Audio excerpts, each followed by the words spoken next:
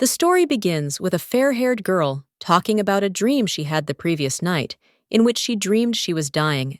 The guy sitting next to her suggested it was a bad dream. The girl laughed and said that such language was not allowed in the palace. Soon after, he sighed and said it could have been a prophetic dream. He advised them to go and listen to the fortune teller who had come down. The girl smiled and said that all this was invented by their ancestors to pass on power through the royal lineage. By the way, even if many people believe it, it doesn't mean it's actually true. The guy said he understood all of this, but wasn't she the one talking about a meaningless dream? The girl sighed heavily and asked if he could be a little more serious. For the first time in a long time, she invited him into the garden to sit with her. The guy looked at her in surprise, then looked back at the book and said that even now she was wasting his precious time. The girl ignored his disinterest and said that they could continue talking about her dream from yesterday. This dream allowed her to see herself from the outside. She felt as if her soul had left her body. There was pitch darkness around her and the sounds of the sea waves, and he was the only one who was near her. At that moment, the guy said he'd be identified as the most influential criminal and arrested. Our heroine smiled admiringly and said she wanted to see it. After all, this was an ancient wizard sitting before her, imprisoned under royal guard.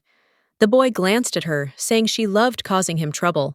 The girl laughed and told him that everyone who saw him wanted to rip off that mask.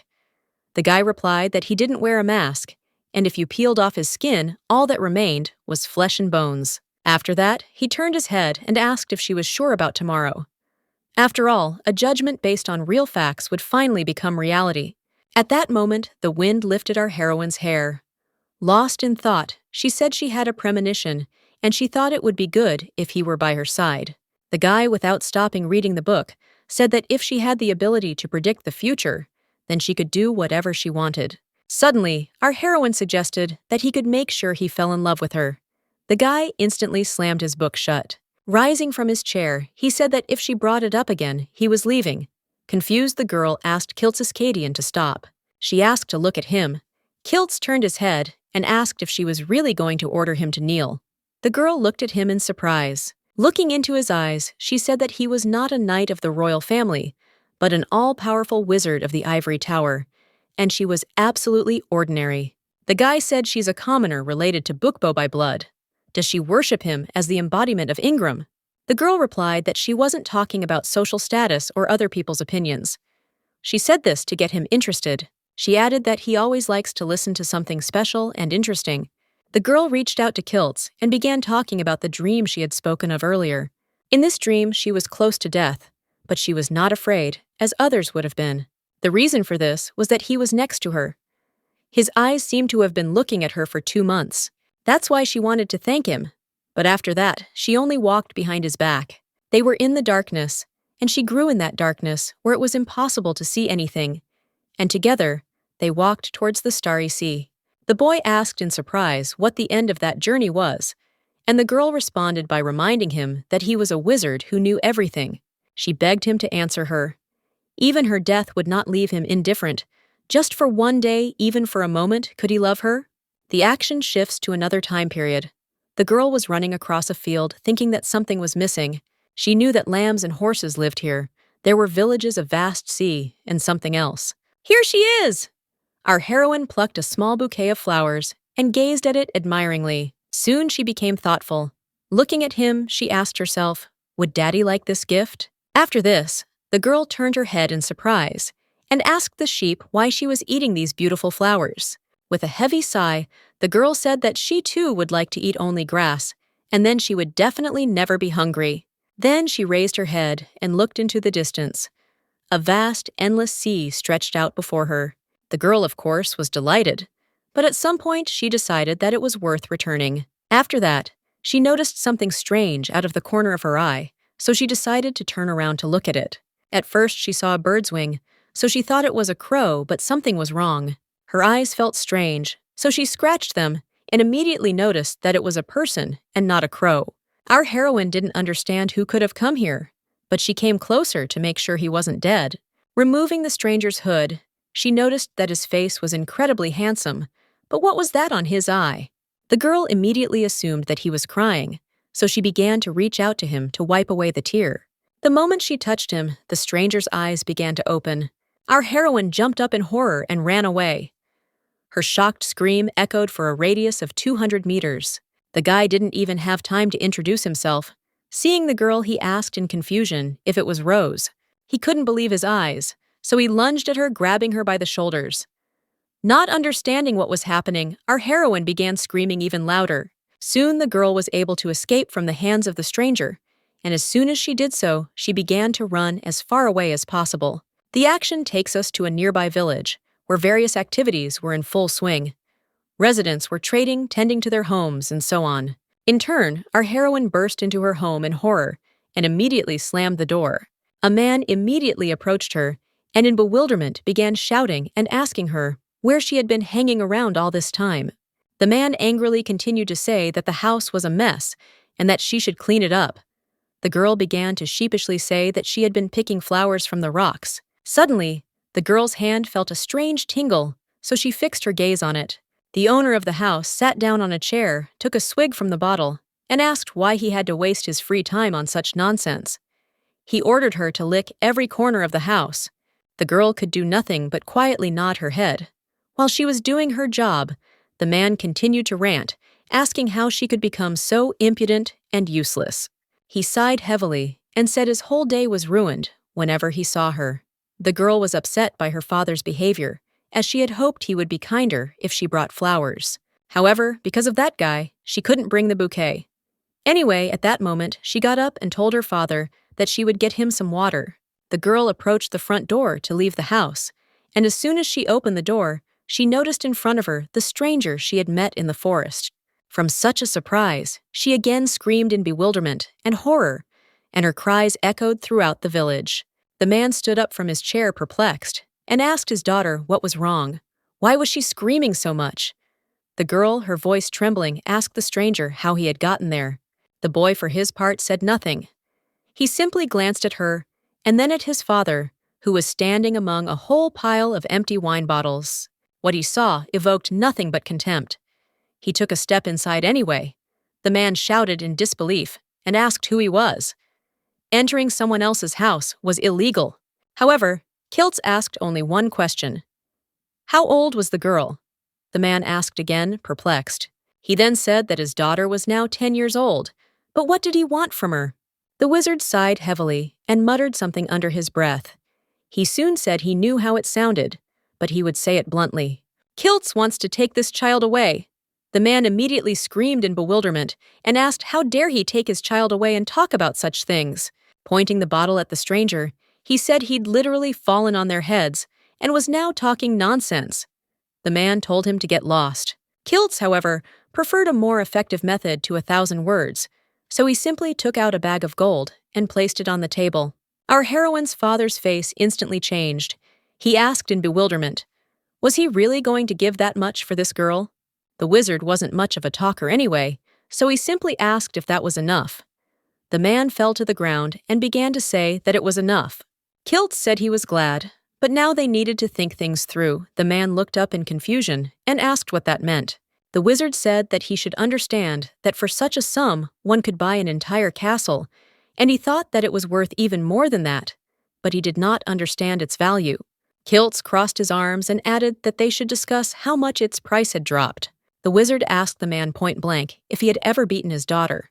He immediately began scratching his head nervously.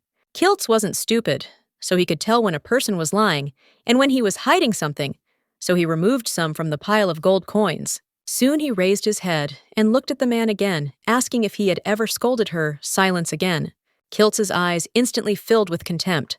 The wizard separated another portion from the pile of gold coins. After that, the questions continued. Did he teach her to read and write? Did he care for her at all? Did she even have a childhood? Obviously, the man could not answer positively to any of these questions, so in the end, a small handful of coins was offered in exchange for the girl. The wizard said that was exactly the amount he could pay. In that moment, the man was overcome with rage. He began to shout and ask in bewilderment if he understood how he had suffered raising this shameless girl. The wizard responded by saying that he could have simply cut him down instead of giving him the gold, so it was worth thanking the girl that this simply did not happen. Hearing these words, the man even fell to the ground in fear. He didn't want to say anything against this psychopath. After some time, our heroine began to approach her father, asking if he would give her to a strange uncle. However, there was no answer. The girl, perplexed, continued asking her father, hoping for an answer. At that moment, the man turned around, and gold coins fell from his hands. With a strange smile, the father asked his daughter if she was obedient. The girl immediately understood what this meant and began begging her father not to give her away. He in turn said that this man would feed and clothe her well. Our heroine began to panic because she could not believe what was happening, and Kilt sighed and said that he would find them a carriage. The girl continued to beg her dad not to abandon him because she didn't want to say goodbye to him. She promised to clean the whole house and keep doing it forever. However, the man pulled his hand away, telling his daughter to shut up because he had no way to refuse. The man was angry, so he kicked the stool and told the girl not to irritate him. After that, he calmed down a little, but looking at the girl, he couldn't help but notice how ill she was. The man sighed heavily. Then he asked her to listen to him carefully, and kneeling down, he said that he should have told her long ago that she was not his real daughter. Hearing these words, the girl didn't even know how to react, because it seemed to her that this was some kind of unfunny joke. In turn, the man began to tell the story of how he accidentally found her on the beach 10 years ago. He thought he might be a lost child of the aristocrats, so he decided to take him. The man took her in the hope of receiving a reward, but in the end, no one came to her. After that, he injured his leg and could no longer work. There was nowhere to get money. There was even a feeling that he was being held hostage by her. So he was constantly angry. But at that moment, his voice, as well as his hand, began to tremble. He held up a gold coin. Soon after, he started laughing madly, saying that he could start over from scratch. Our heroine was in incredible shock, because on that day, she learned and felt too many emotions. After that, she sighed and said she would go with that man. The girl's father was glad to hear this. After a while, Kiltz heard the sound of the door opening, so he turned his head. In front of him, he saw Rose, but for some reason, her hair was cut. Kiltz looked at the man in bewilderment and asked what the hell he was doing. What had he done? The man replied that now they could dress her up more beautifully. Kiltz assumed he was taking him for a fool, and even decided to sell the last strand of hair to someone. In any case, he hugged the girl and said that she was now his child, and if he tried to reach out to her, he would quickly lose them. Looking at him with a piercing gaze, Kiltz said that he should be glad he didn't do it right away. Then he turned to the girl and said that he had not found the most comfortable carriage, so he hoped that she could be patient for a little while. However, our heroine had never ridden in a carriage before, and she had nothing to compare it to. But what difference did it make if she'd just been sold? At that moment, Kiltz looked at the girl and her bag in surprise, and asked if those were all her things. The girl nodded quietly. Having lifted the girl, the boy said that they would take another carriage as soon as they arrived at a larger village. A couple of seconds later, they settled into their seats, and our heroine's father continued to watch them go. The girl understood that today was the first time he'd been honest with her, so she wanted to ask him more than anything. Had he ever loved her? Our heroine looked at the man and thanked him for raising her. Finally, she also advised him not to drink as much as he had been drinking before all this. Immediately after these words, the coachman ordered the horse to run, and so the carriage moved off. The man still wanted to say something, but it was too late. After some time, they were leaving the city, so the girl turned around and began to look at her native village for the last time and say goodbye. Soon she sat down in her seat and began to cry. Kiltz couldn't help but notice, so he asked in surprise if she really loved him. Of course, there was no answer as the girl tried to hide her tears. The boy, surprised, told her that her father had been harsh with her all this time, and yet she wiped away her tears, saying that it didn't matter. An image of that same energetic and cheerful girl suddenly appeared before Kiltz's eyes. He muttered something under his breath. Our heroine closed her mouth in confusion, wondering if he was angry. At that moment, he simply lowered his head down, as if he was trying to say something. Our heroine was looking forward to these words, and she also didn't mind looking at him because he was always turned away from her. Suddenly, the cart hit a rock, and they began to shake. The girl immediately grabbed her mouth, trying to control herself. Kiltz suggested she close her eyes, and that would help.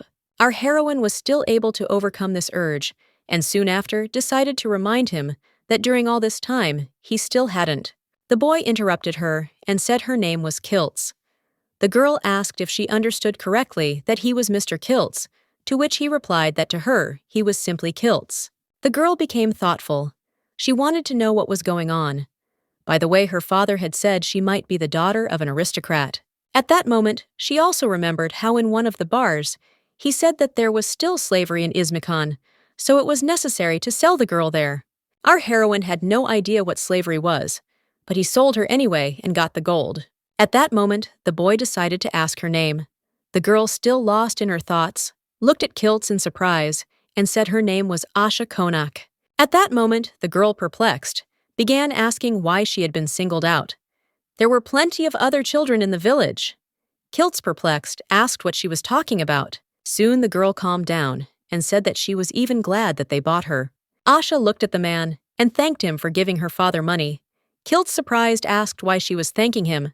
The girl forced a smile onto her face and said that perhaps her father would be happier with them than with her. These words touched Kilts so deeply that it was terrifying to even think about how much this monster had neglected her. He needed to end him immediately. However, he said the words about killing him out loud, causing tears to appear in Asha's eyes. Confused, the boy began to say that that wasn't what he meant. He wasn't angry at her, and besides, she still didn't know where they were going. The girl asked dejectedly if they were really going to Izmikan. Kilts was certainly surprised by this answer, but said that it was not so because they were going to mountainous Corinthia, because this was the only way to leave the steppe. The guy asked if she knew where it was. Hearing no answer, he told her anyway. It's next to Nurmas. Although you couldn't really call it a country, just lands that had separated from Kaldrogan. There's also a village called Liez, on the edge of the steppe. And at that moment, Asha leaned on Kilts's arm. The boy was surprised. However, he was glad that she had calmed down and was able to sleep, so he covered her with a blanket and let her rest. After a while, the action takes us to the city that Kilts spoke about. Everything here was new to our heroine, so she looked around in admiration. The guy started saying that Liez is located on the edge of the steppe, so it's always crowded with travelers. The town itself isn't very big, but there are several good hotels. However, Asha was shocked by these words, because looking at all these buildings, it was very strange to hear that this is not a very big city. At this point, Kilts turned to the girl and said that before going anywhere, she would need to pick out some new clothes. Our heroine felt a little embarrassed at that moment. She felt a little ashamed, but she hadn't seen anyone wearing such old clothes. But the girl, of course, agreed to go and look at the clothes, but something stopped her. Kilts asked what was wrong. She raised her head and said that she had no money at all. Kilts looked at her in bewilderment and said that he would pay for her. Asha immediately assumed this would increase her debt. So she said everything was fine and that she didn't need new clothes. Kilts asked if she had a change of clothes. The girl quietly said that she didn't have any other clothes, but she could wash what she had on. In that case, he asked in surprise what she would wear while these clothes were drying. Asha paused for thought. Kilts sighed heavily, took her hand, and led her along, telling her that she should just follow him. Our heroine understood that this was very bad because then her debt would increase. However, after a while, the action takes us to the shop. The guy happily greeted the gentleman, saying they had some rooms available. Kilts asked for 2 single rooms with meals. The guy said they'd take care of everything now, and they could move on. In fact, the guy immediately headed towards the stairs and started climbing them, and Asha followed him. By the way, they never bought the clothes, and our heroine couldn't understand how she would be able to repay the debt. After a while, they reached the room, and Kilts asked her to come inside. The girl opened the door and saw all this beauty. She even thought it wouldn't be a shame to pay 3 writs for something like this. Anyway, they'd looked and that was it. The girl ran into another room. Kilts, perplexed, asked where she was going. Taking her in his arms, he brought her back and pushed her into the room, saying that she needed to rest and that he would leave for a while. Soon, the door slammed shut, leaving the girl alone inside. Asha couldn't understand. Had the man really gotten into the wrong room? The girl decided to wait a bit, as he would soon understand what had happened and the limit. At that moment, a voice rang out from behind. Asha turned around joyfully, as if she knew this would happen. However, a girl stood before her and said she had drawn a bath. She then asked if Asha needed help. The girl, perplexed, began waving her arms and head saying that this wasn't her room. This surprised the girl. She immediately looked out and looked at the sign near the door, saying that she didn't think so. Moreover, she said that her dark-haired companion had sent her here to keep an eye on her. In any case, she needed to wash quickly before the water got cold. After a while, the action takes us to the bathroom, where our heroine was lying and warming herself. The nanny asked her if she needed help. Asha immediately got up and began bathing, saying everything was fine. At that moment, the girl even realized that she had never bathed in such hot water. Suddenly, the nanny said that a change of clothes would be outside the door, so Asha would have to go downstairs as soon as she finished. As soon as the girl came out of the bathroom and looked at the clothes, she realized that Kiltz had still done it his way. After this, the girl began to think that this guy probably just cared about her. As soon as our heroine got dressed, she headed up the stairs to go down to the dining room where Kiltz was sitting. The girl approached him and thanked him for the bath and new clothes. Kiltz, oddly enough, was still reading. Turning the page, he said that all this was nonsense and these clothes were just for now. Later, they would buy something better. However, Asha began to shake her head, saying that this would be enough for her. Soon after, she assured Kiltz that she would work hard to pay off the debt. These words even made the guy freeze. He looked at the girl in bewilderment and asked how much debt they were talking about. The guy sighed heavily and said he didn't know why she thought that, but there was no need. The girl was confused again because he was angry with her. What happened? However, she decided that she shouldn't give up, so she leaned over and said that she was good at cleaning. She also said that she gets along well with people and even looked after Mrs. Linda's baby, so she figured she could become a nanny and pay off the debt. Then she started thinking about what else she could do. She remembered that she could climb and scramble well, but she didn't know if it would be of any use. At that moment, Kiltz slammed the book shut. The guy asked her to stop talking about it because he couldn't listen to it anymore. Looking at the girl, he asked her never to say such a thing to him again. These words deeply hurt our heroine, and she was at a loss to understand. It took Kiltz a moment to realize what he had just said, so he began to tell the girl that he hadn't meant it. However, at that moment, the waitress arrived with the food. Looking at Asha, she said that after her bath, she looked like a little noblewoman. Anyway, she put the food on the table and asked the girl not to be shy and to eat. Soon after Kiltz told her she could eat, the girl immediately began looking at all this wonderful food in delight. Asha began grabbing everything within reach and enjoying the food. Kiltz glanced at her and asked if she really enjoyed it that much. The girl smiled and said it was delicious. At that moment, Kiltz smiled back and said he'd gone to the stables. It had been difficult to find a wagon with a roof. In any case, he said they would now be able to cross the prairie safely. Asha looked at him in surprise and asked what a prairie was. Kiltz asked if she didn't know about the Nirma's steppes. They had to cross them to reach the rest of the continent, but that would take at least a month. Our heroine asked again, surprised. The guy repeated the same, saying that this was prairie, after all. There would be almost no settlements along the way, so they needed to stock up on supplies. Kiltz also said that many people say a demon lives there. The girl was scared, but the waitress said that he was often seen there and that he had never been there before. At that moment, she pointed to a group of people and said that they were also going to travel across the prairie so they could go together. By the way, they were traders. Kiltz sighed, however, and said he couldn't stand noise. The girl laughed and suggested they take a sheep that would distract the demon. Kiltz in turn assured her they wouldn't need it. Meanwhile, our heroine was beside herself. At that moment, the girl was horrified and wondering, was Kiltz really using her as a sheep? A room, clothes, even food. Could this really be her last supper? Kiltz looked at the girl in bewilderment and asked what was wrong with hers. Asha nervously and sharply turned her head and said everything was fine. In turn, she decided he couldn't be trusted. The action shifts to the next morning.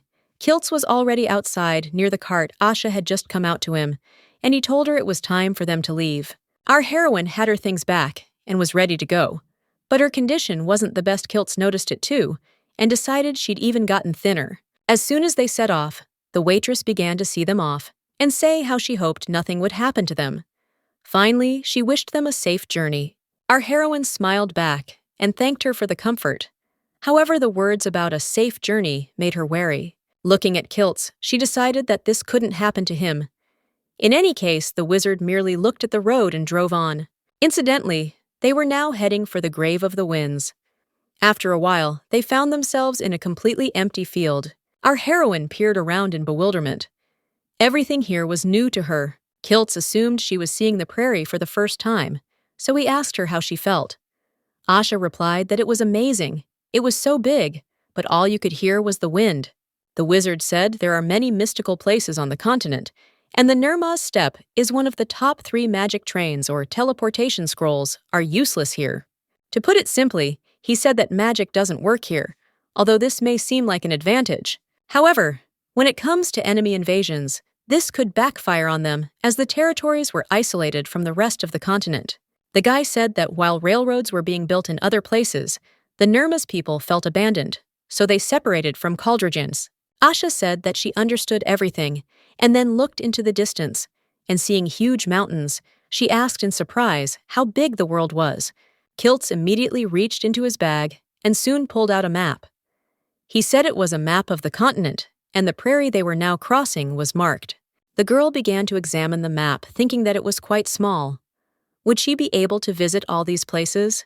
Suddenly, Kiltz looked at the girl and asked if she wanted to go too. Just as suddenly, he fell silent. Asha looked at him in surprise and asked what he was talking about. But Kiltz asked her to forget about it because everything was fine.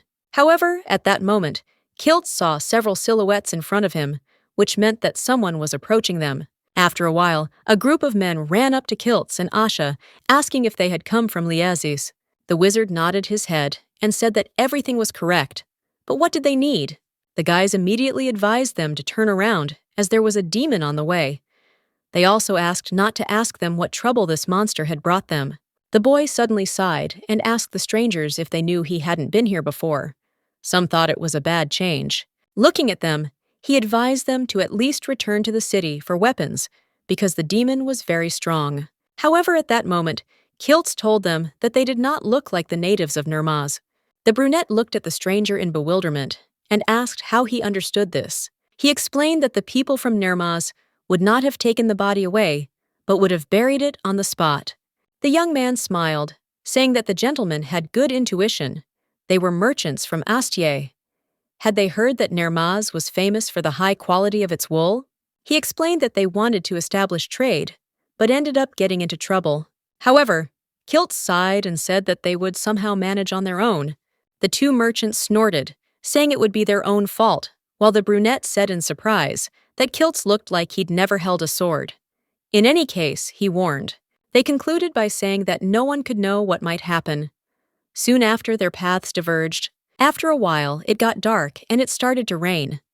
Covering himself with his hood, the boy said his intuition had never failed him. Looking at Asha covered with a blanket, he said that they would stay here today.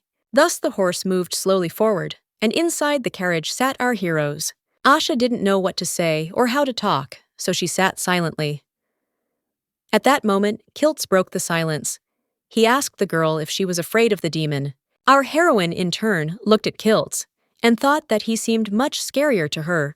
At this point, the guy said that the people they saw could be the reason for the demon's appearance. If they weren't lying about coming from Astier, they could be scouts for the construction of the railway, which is why they were so nervous. They look like they're specialists conducting a preliminary inspection of the area. They're definitely not traders. No loaded carts, no workers, and so on. In short, these guys lied to them, only pretending to be traders. Asha asked if he was sure about that. Of course, the guy said he wasn't entirely sure, because there was so little information. Firstly, it's impossible to use magic in the steppe. That's a fact. The demon's appearance is a side effect of the human invasion. If they hadn't tried to use magic here, the demon wouldn't have appeared. And now it's a vicious circle. Demons are being fought with the magic that creates them. Very strange. Asha trembled as she listened to this story. The guy suddenly said that she didn't have to be afraid of anything because she was safe with him and he guaranteed it. At that moment, he extended his hand outside and said that the rain would soon stop. It would clear up by morning, and it was best to go to bed now. After that, he looked at the girl and said that it would be better for her not to listen to the sounds outside at all. Asha was even more frightened by these words, so she asked in surprise why this should not be done. Kiltz looked at her with his piercing gaze and said that this way she would be safer. After some time, Kiltz was asleep, and our heroine was lying under a blanket, looking up at one point.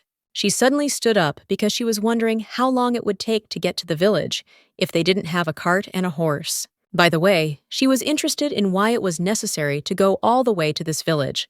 Looking at this guy, she couldn't figure out what he was planning. In any case, she just didn't want to die, and there was no point in thinking about unnecessary things. At that moment, strange sounds began to come from outside. An unfamiliar voice seemed to be calling Asha to it. Our heroine immediately decided that these were the sounds Kiltz was talking about. It was so scary! Yet the voice continued to call her. At one point, the girl even realized that the voice sounded like her father's. The voice said it was true. It was him, so it was time for them to go home. The girl immediately jumped up and began to lean forward, asking if it was really him. A puzzled voice asked, wouldn't she recognize her own father? In any case, he suggested they go home. He decided it would be better to return every penny and take her. So he told Asha it was time for them to go home. The girl was incredibly happy that her dad had come to pick her up. Now the girl understood why Kiltz had asked her not to listen to the sounds. He knew her dad would come back for her. As she climbed out of the carriage, she even wondered why she should listen to this stranger at all. The girl began following the voice and even ran across the field. She asked where her father was, to which the voice replied that he was nearby. She was looking forward to their meeting so soon she finally came out of the bushes in the hope of seeing her father, but in front of her, she saw an unfamiliar and strange light silhouette that was calling her. Our heroine instantly replaced her happy smile with a nervous one. It definitely wasn't Dad. Moreover, she realized that it was not even a person, so she began to run away from it and scream, and the silhouette rushed in pursuit. The girl ran in tears, thinking about how scared she was. She couldn't see anything in front of her and wanted to get home as quickly as possible. Suddenly, she wondered, did she even own this house? In any case, the monster's hand was getting closer and closer. At some point, the monster almost grabbed the girl, and she finally screamed the name Kiltz. At that very moment, lightning flashed, followed by more lightning. A wizard hung in the air. Soon the guy started blowing up everything around him. Loud and bright flashes began to be heard. Of course, he couldn't do this just like that, so he prematurely protected the girl with a protective bubble. Our heroine was incredibly surprised. Could this really be magic? She suddenly remembered her father's words. The man told me how he once saw a wizard when he was a mercenary. That guy could move a mountain in an instant and turn the sea into a desert. It might even seem that he was not a man at all because his powers were incredible. At that moment, Kiltz turned his head towards Asha, wanting to say something. His eyes were filled with rage. The girl was horrified to realize that he would think that she wanted to run away and might demand that she return all the money. Remembering her father and his parenting methods, she even suggested that he might hurt her. Nevertheless, the boy ran up to the girl and grabbed her, trying to bring her to her senses. Asha only began to scream in horror. Kiltz tried to calm her down, telling her it was him, but the girl kept apologizing, saying she really didn't mean to do that. She hadn't even thought of running away. However, no screams followed. Kiltz hugged her tightly, telling her what he had lost and barely managed to find. The guy repeated the same phrases with tears in his eyes, telling Asha that he thought he would never see her again. The girl looked down in bewilderment and asked if she had really been used as bait. Kiltz, perplexed, asked what she was talking about, and she answered that she thought she would be given to the devil, and if she ran away, Dad would get nothing. The boy was so shocked he couldn't even speak. Kiltz covered his face with his hand, and tears began to roll down his eyes. He said that everything was definitely not. As she said, she was mistaken. He didn't take her for this. In that case, Asha decided to ask why he needed her. Why did he take her? Without a shred of doubt, Kiltz said he wanted to make her happy. Our heroine's face instantly changed. She doesn't have to worry about money, and he can swear to it as many times as he wants. He'd give an entire continent just to have her by his side. Asha, perplexed, asked why he treated her this way, to which Kiltz replied that she was a very important person to him. The girl didn't understand what he was talking about, since they had only met 2 days ago. How could this be true? That's why she looked at him and said that she didn't deserve such words from him. In any case, by this time, the rain was gradually stopping, so Kiltz decided to get up. In the same way, the guy extended his hand to her, telling her that she needed to get up, otherwise she would get sick. Just a couple of minutes later, the weather cleared up again, and the sun began to come out. Kilt suddenly told the girl that he'd been asking a lot of people about her. Asha asked in surprise if he was her father. The guy said he wasn't. Her father was someone else, but he couldn't say who it was yet.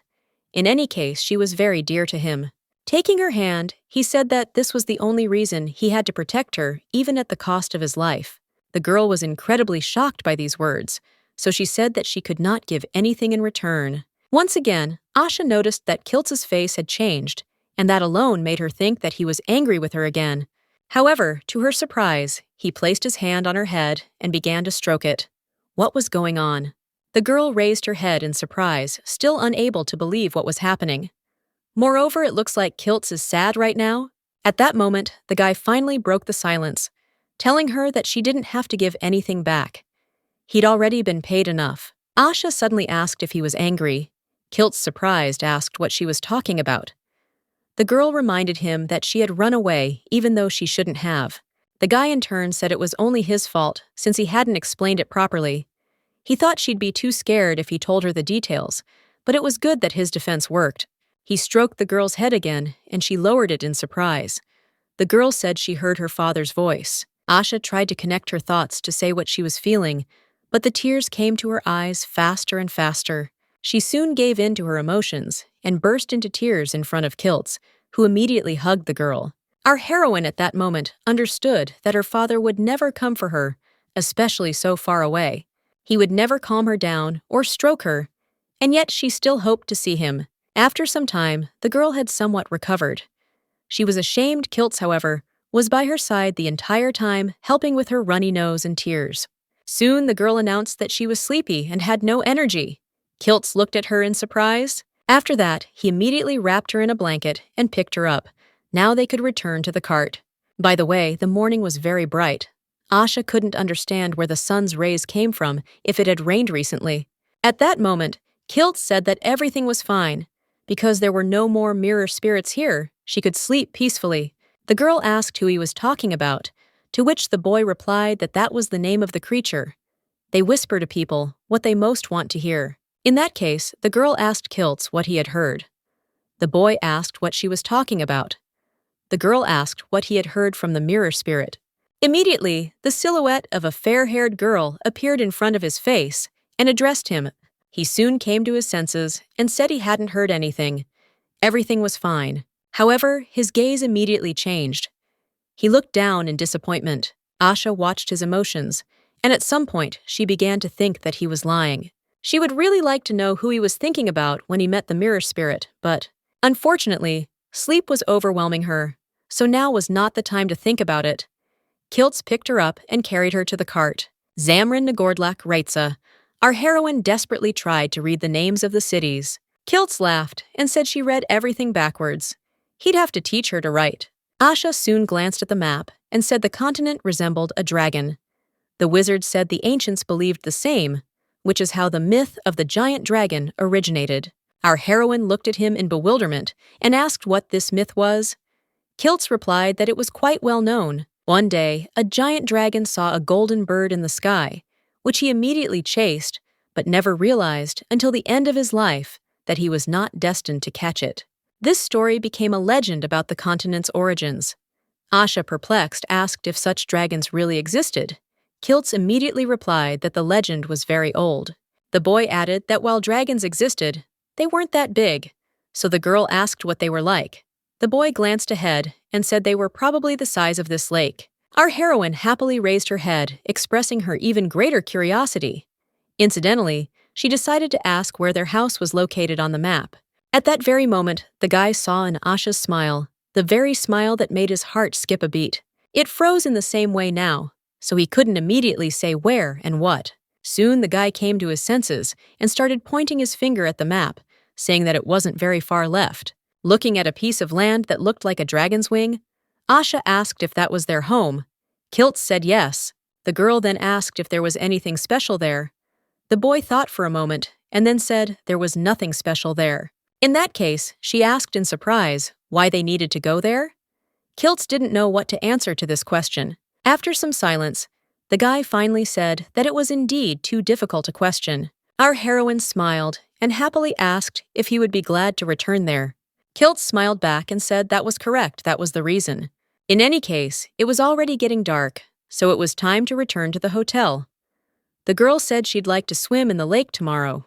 The action takes us closer to the Mountain Pearl Hotel. Our heroes were heading there. Meanwhile, something strange was happening near her. A whole crowd of people was standing around the cart. Because of this carriage, it was impossible to get inside the hotel, so a crowd of people piled on it to turn it over.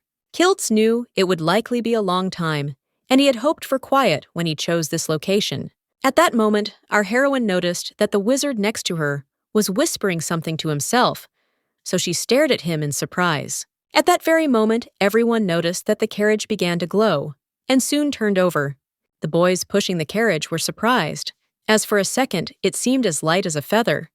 Meanwhile, our heroes rushed to the hotel. As soon as they entered, Asha immediately turned to Kiltz. He asked her what she wanted to ask. The girl stopped and asked him how long he had been studying magic. Kiltz looked at her in surprise. He was of course surprised by this question, but decided to answer by saying that he had studied magic for 10,000 nights. The girl lowered her head in bewilderment and began to try to count on her fingers how much it was.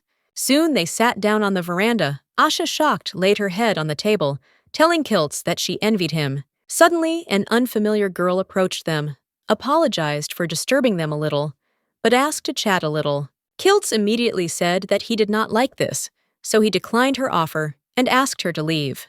However, the girl remained where she was and assumed that she would not be mistaken if she said that it was they who helped them. Kiltz still wasn't buying it, so he said he had no idea what she was talking about. The girl replied that her father-in-law was also a wizard, so she understood everything immediately. Our heroine incidentally noticed that this was the carriage's owner. Nevertheless, the girl thanked the man for helping as no one was hurt. Even the most powerful Astir sorcerers can't use magic without tools. She was very curious about his education and even wanted to thank him somehow. Although she couldn't offer much, her words were sincere. She suggested lunch. Kiltz, in turn, refused, saying that he had done nothing to deserve such generosity. At that moment, an awkward silence hung between them, and the girl didn't even know what to say. At that moment, she looked at Asha and asked the little lady if she was this wizard's apprentice. Kiltz intervened and said that she was his niece, and he was keeping an eye on her due to certain circumstances. Her questions were already beyond the bounds of propriety, so he asked her to leave. The girl apologized, saying that the little lady was the same age as her child. In any case, she wished them fond memories on their journey. Our heroine was very surprised after hearing about the child, so she became curious about who they were talking about. At that moment, a red-haired man peeked out from behind the woman's skirt. The man immediately began waving his hand. Soon he approached the girl and whispered in her ear that next year he was entering Yfrangr and would also become a wizard. Immediately after these words, he turned around and followed his mother, who was already approaching the exit. Kiltz sighed, saying they were disgusting, and our heroine asked him in surprise what a Yfrangr was. The wizard asked if she was talking about what the guy had said. She immediately nodded her head. He soon revealed that Yfrangr was an educational institution in Astir. Simply put, a school of magic. The nobles of that country sent their children there. Asha asked in surprise if children could really become magicians without 10,000 nights like Kiltz. The guy replied that it would be hard to call it real magic, but it was true. Our heroine sighed heavily, saying that this boy would be going there next year. It must be very interesting. After that, she turned her gaze to Kiltz and asked if he had fun learning magic. Without thinking twice, Kiltz said he hadn't had the slightest bit of fun learning this, not even for a moment. The next day, we find ourselves in a clothing store. Asha was saying she'd never worn dresses like this before. The girl assumed that it didn't suit her very well, but all the consultants were perplexed and said that it looked great on her and she could be sure of that. They all looked at her with admiration and said that she looked just like a doll, and also that she had very beautiful blonde hair. The girl said that many people come on vacation now, so they prepared so many outfits in advance. For example, this lace was specially flown here from Astir. Asha only thought it looked great, but something so expensive probably doesn't suit her. However, the consultants grabbed the girl by the hand again and pulled her towards other dresses showing different fabrics. They started to lead her around the entire establishment, showing her everything they had. After some time, they put a pink dress on her, which seemed to look even better. The crowd of consultants began choosing the next outfit options, while Asha stayed nearby and helped her tie her dress. At that moment, she asked the girl why she had such short hair, because with long hair, she would become even more beautiful. Our heroine wanted to say something about her father, but at that moment, a joyful child's cry was heard behind her, addressed to her dad. The little girl ran to her dad, telling him how beautiful the dress she was wearing was. The man agreed and decided to buy it. The girl was very happy about this, and her dad said that if their beloved little lady wanted such a dress, then he would be only too happy to buy it. Asha, of course, couldn't help but hide her envy, because she had never experienced anything like this. At that moment, a consultant approached her, asking which outfit she liked best. She responded with surprise, saying she didn't even know which was best. Suddenly, the shop door opened, and inside was Kiltz, who was staring intently at the girl. The girl looked at him shyly, unsure what to say. Could it be that he didn't like it? At that moment, he went to the consultants, while simultaneously saying that the dress looked good. After some time, our heroine was finally able to escape from this nightmare. She sighed heavily, thinking that her daddy had never given her anything even close to this. Asha still couldn't understand why he was so kind, because they weren't even close. In turn, Kiltz bought all the dresses that both he and Asha had their eye on. She could never have imagined that there would be someone who would value her so much. At that moment, Kiltz came out to her. The guy asked in surprise if something had happened. The girl laughed and said that everything was fine, so he didn't have to worry. After a while, our heroes went back to their room. Asha suddenly turned to Kiltz. The girl looking at the floor asked him if he wanted to be her daddy. At that moment, Kiltz almost fell over. The guy raised his head in bewilderment and asked Asha what she had just said. The girl was very scared, saying that she just thought that. Kiltz, however, interrupted her, saying that he did not mean to scare her and that he was not angry with her. Either way, the mood was ruined for both of them. The boy glanced guiltily at the girl, but soon they were on their way again. As he passed shops along the way, the guy kept peering into the windows and asking Asha if she wanted anything, jewelry or maybe a bag. The answer was the same no. Our heroine walked and thought about how she couldn't even imagine all the luxury jewelry and so on, so it was hard for her to even look at it. However, at that moment, she noticed something out of the corner of her eye, so she stopped. The girl stared at one point with delight, and Kiltz asked in bewilderment what had happened. However, she in turn pressed herself against the display case and could not even say a word. Kiltz, looking at the doll, said it was automatic. It repeated several magically programmed movements. He supposed it was quite good for its size. Asha turned around in confusion and asked if this was magic too. The guy replied that it wasn't quite that, more like a magical device. In any case, he asked if she wanted one. There was no doubt that the girl wanted it, but it was very expensive, which didn't really allow her to say yes. Asha sighed and said she didn't want to. However, Kiltz stood his ground, saying they could buy her if they wanted. The girl looked at Kiltz with surprise and joy at the same time, and said that if so, then she really wants her. After a while, the action takes us to evening.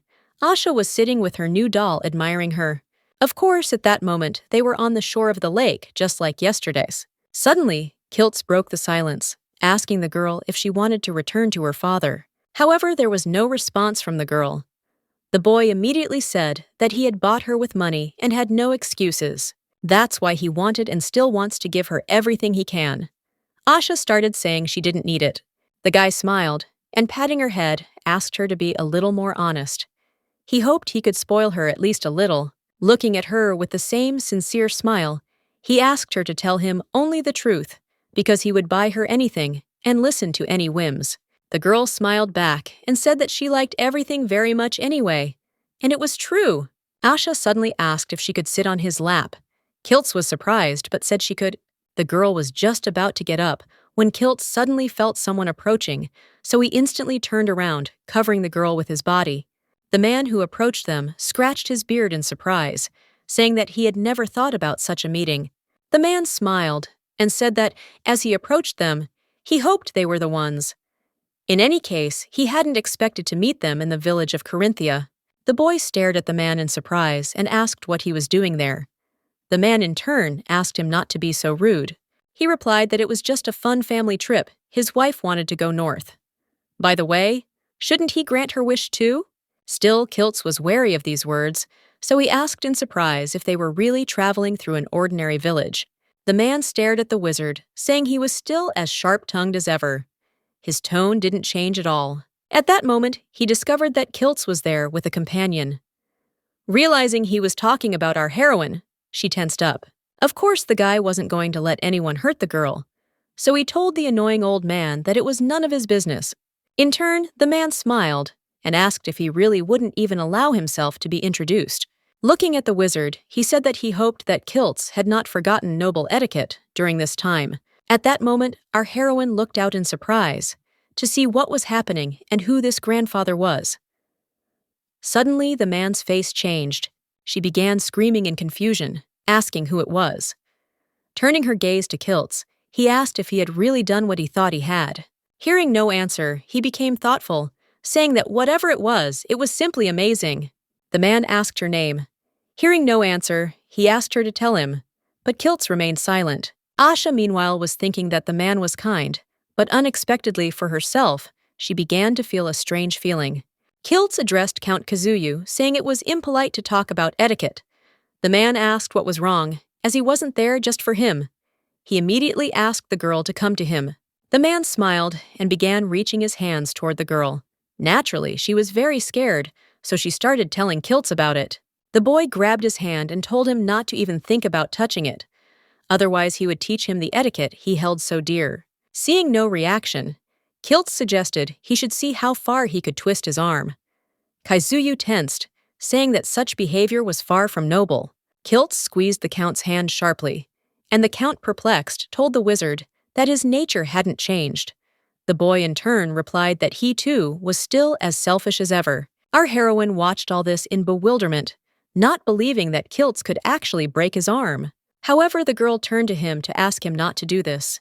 Count Kazuyu seized the opportunity and immediately jumped aside. He laughed, saying that this reunion was too touching. The young man in turn asked not to call him that. The Count replied that addressing someone by their first name was a sign of friendliness. Soon after these words, the man nevertheless headed in the other direction, still saying that they would see each other soon. Kiltz immediately looked at the girl and asked for forgiveness, but our heroine said that everything was fine. The girl asked who the man was, but heard a sigh and a warning that it was best not to think about it. She was undoubtedly very surprised and thoughtful. Asha wasn't stupid enough to not guess that this man knew something about her. In any case, it was time to go back. After some time, the action takes us to the city, and the day of unexpected meetings was not over. A strange guy with a scar on his face greeted Iskadion, saying that he thought he was somewhere at the end of the world, and did not know that he was exploring the continent. Kiltz just sighed heavily, because he didn't expect to meet Altman here either. At this moment, Count Altman approached again, glad that they had already met. As he said, the reunion yesterday was wonderful. He personally allowed the Ivory Tower alumni to meet. Kazuyu asked Kiltz how he was feeling. However, the guy replied that they had never been close friends. Altman laughed and apologized to Iskadion. The guy also said that, to tell the truth, he missed him a lot. Kazuyu smiled and told the boys that they looked alike. He also offered to take the girl. Our hero said it was foolish to think he'd let the girl go. The Count laughed and said it didn't matter. Count Kazuyu took out his watch, saying that everyone had heard that the Kazuyu family always gets what they want. Kiltz looked at him in bewilderment, saying that their kind still didn't have an ounce of dignity. The guy asked if the cane was by any chance a relic of Igaron's. He'd paid for lying to the authorities and wandered like a wolf. The man smiled and said he'd even begged the man.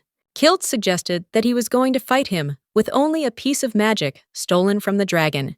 Count Kazuyu said that everything was correct and that he couldn't do it alone, but Altman also wants to tear Kiltz to pieces, so he couldn't help but call him.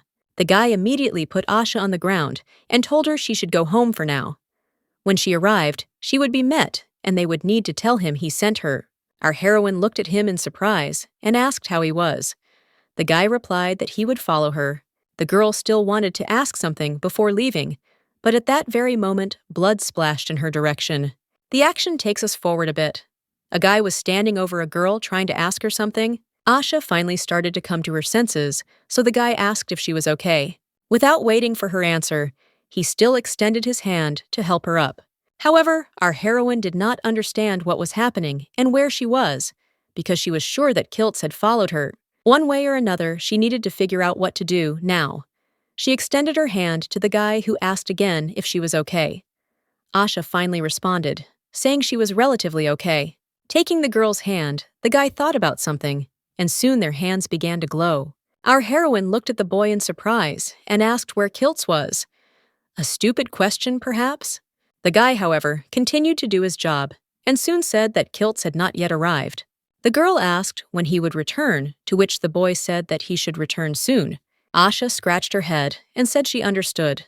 She still felt awkward talking to her peers. At that moment, the guy looked at her and asked how their trip had gone. Our heroine paused. Could it really be a trip across the prairie? However, the question could have been about her vacation. The girl thought for a moment and said it had been interesting. The guy smiled and said he was very glad about that. In any case, it was time to go since the old man was waiting for them. Our heroine asked who they were talking about. The guy in turn asked him not to ask unnecessary questions.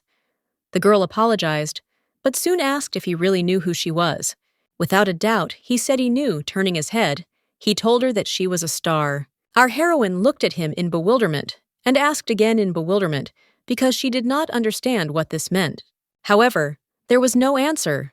The boy merely smiled mysteriously and continued walking forward. After some time, they approached a house on the door of which the guy knocked a certain number of times.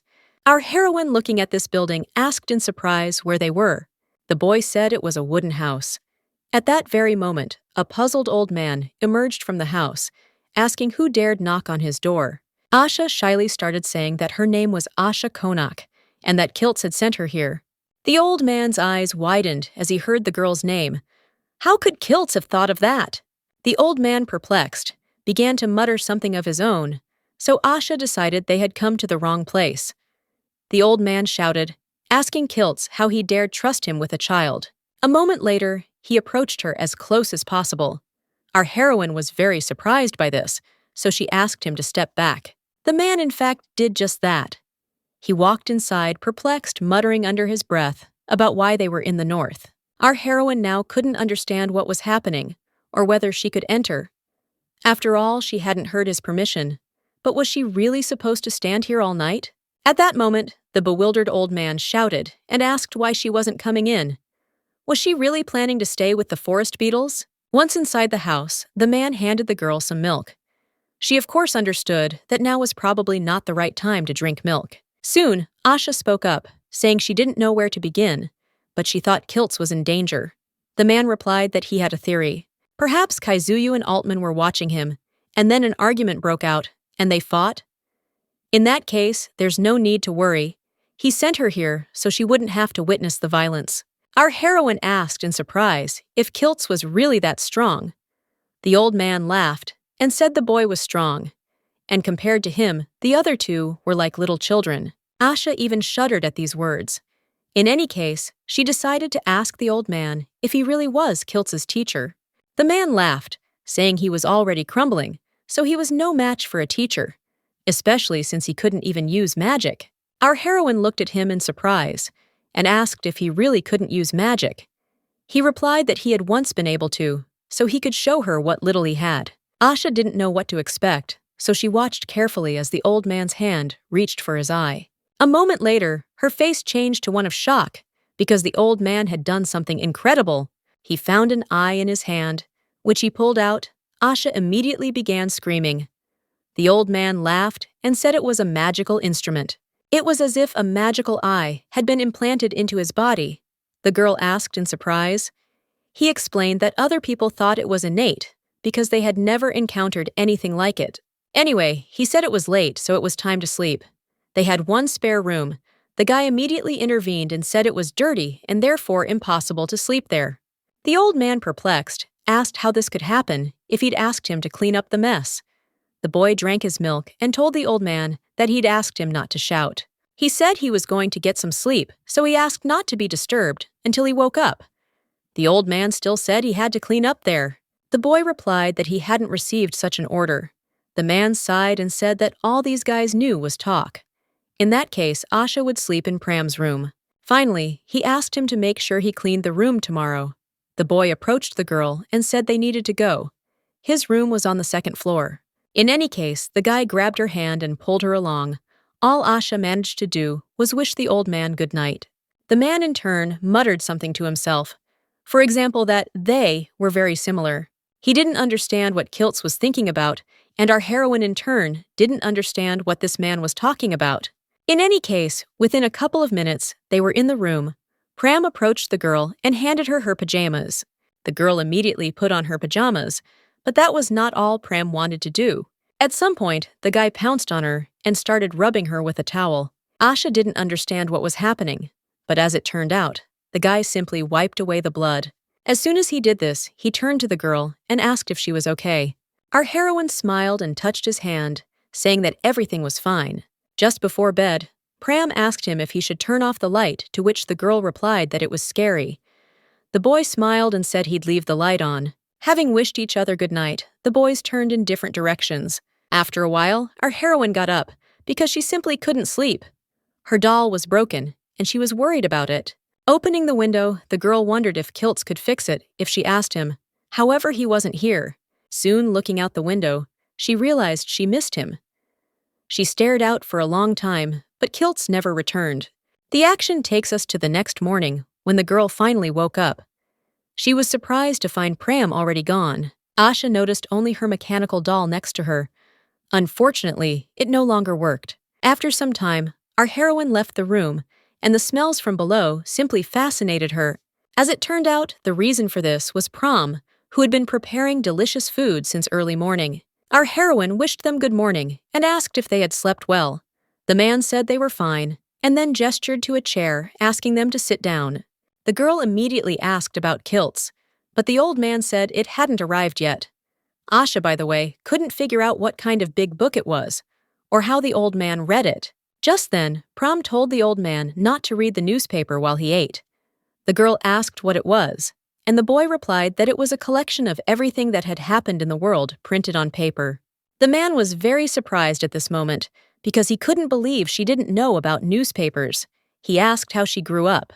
He immediately handed her the newspaper, so that she could read it a little and get acquainted with it. However, as soon as she picked up the newspaper, countless letters appeared before her that she could not put together. The man looked at the girl in bewilderment, thinking this would all be difficult. He immediately asked if she couldn't read. The girl looked away, embarrassed, and said that was true. She was still incredibly embarrassed, but what could she do? While Pram was eating, he noticed that the girl was not particularly comfortable, so he decided that she needed help. The guy approached Asha and said he'd help her quickly learn her letters. Our heroine, surprised, asked if it was true. Pram immediately began telling her what she needed to know. Meanwhile, the old man was thinking about how this house had turned into a kindergarten in just one day. In any case, he asked the children to stop chatting and eat better. Our heroine took the plate and said there was a lot of it, and in response, she heard that she was thin, so she needed it. After a while, the action takes us to the forest where the girl came. She suggested that she should have gone with Pram. However, the guy disappeared as soon as he finished eating. Our heroine also ate and said she wanted to go for a walk. At this moment, our heroine was pleasantly surprised, because while she was walking in an unknown direction, she reached a huge greenhouse. The girl came closer to look inside, and as soon as she did, she was surprised at how beautiful it was. She had heard that glass was very expensive, and here all the walls were made of it, just think. Suddenly, she noticed someone inside. As it turned out, it was Pram, who, by the way, also noticed the uninvited guest. After a while, the girl was inside, and the guy was giving her a tour. He told her about the different plants she liked. Looking at the prickly plant, she asked what it was. Pram replied that it was a cactus, a southern plant that grows only on the Waxing Moon Peninsula. Our heroine roughly recalled the map and realized it was very far away. Asha wondered how he ended up here. The guy immediately replied that he was raised with magic. He also added that anything can be done with magic. Our heroine couldn't argue with that. Absolutely true. Growing southern plants in the north for magic is a piece of cake given the power of Kiltz. Our heroine immediately fell silent for some unknown reason and didn't look particularly happy. Pram asked if she was sad, to to which she nodded. The girl asked him if he knew kilts. The guy said he did. He shows up here sometimes and then leaves right away. Asha admitted she was very nervous, even though her grandfather had told her not to worry. Pram looked at her in surprise and asked why. The girl explained that the reason for her worries was that he was wounded during the battle. Pram thought for a moment and said that everything here was his creation, even this garden. The girl asked if they could create something similar with magic. The boy thought for a moment, then shook his head, saying that only kilts could do such a thing. Our heroine decided he truly was a great wizard. By the way, at that moment, the girl also realized that Pram was trying to calm her down. She immediately began thanking him for his support and asked him to tell Kilts it was nice here. Pram nodded and then invited her to sit down and rest. Our heroine immediately headed to the table, and as soon as she sat down, she pulled her doll out of her pocket. Pram noticed this and asked if he understood correctly that this doll was her friend. The girl looked at it and said that Kilts had bought it, but unfortunately, it broke on the way here. It would be great if it could be fixed. Pram thought for a moment and soon asked to give him the doll. For a second, he wanted to look at it. After a quick inspection, the guy said the spell was fine. The blow had simply caused her to run out of mana. He needed to infuse it, and the doll would work. Our heroine asked in surprise what mana was. Pram told her it was a substance necessary for using magic. Asha then asked where she could get it. The guy raised his hand and replied that she could take it right here. It was everywhere. Our heroine still replied that she didn't see anything, to which the guy said that she could only be felt. Soon he asked her to close her eyes. Asha was very intrigued, so she did as he told her.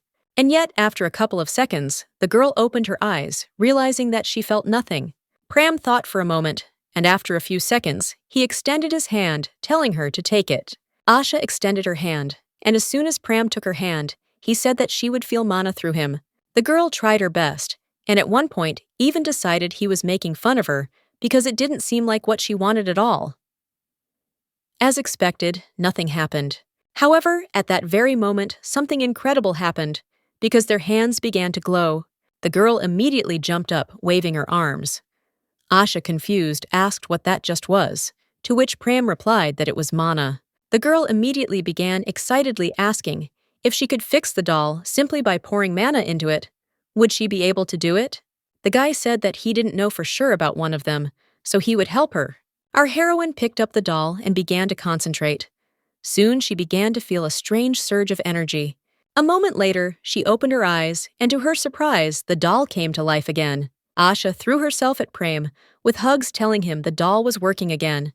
She immediately ran to her grandfather. A moment later, she ran into the house, starting to scream and call for her grandfather, who was just cleaning. He, perplexed, told her not to run around here with dirty feet, and the girl, without even catching her breath, began to say that she was able to fix the doll. The man, however, did not understand what she was talking about, so he asked her to catch her breath and then talk to him. Our heroine immediately handed over the living doll, saying that she had fixed it. Taking it in his hands, the man asked in surprise if it was automatic. He didn't know if children played with things like that these days. At that moment, Pram, who was standing behind her, said that she had repaired the doll herself by pouring her mana into it. The man knelt down in confusion, asking the girl if Kilts had taught her this. Asha replied that he hadn't, so he asked how she had managed to do it. The girl began to speak shyly about how Pram had helped her, because otherwise she wouldn't have succeeded.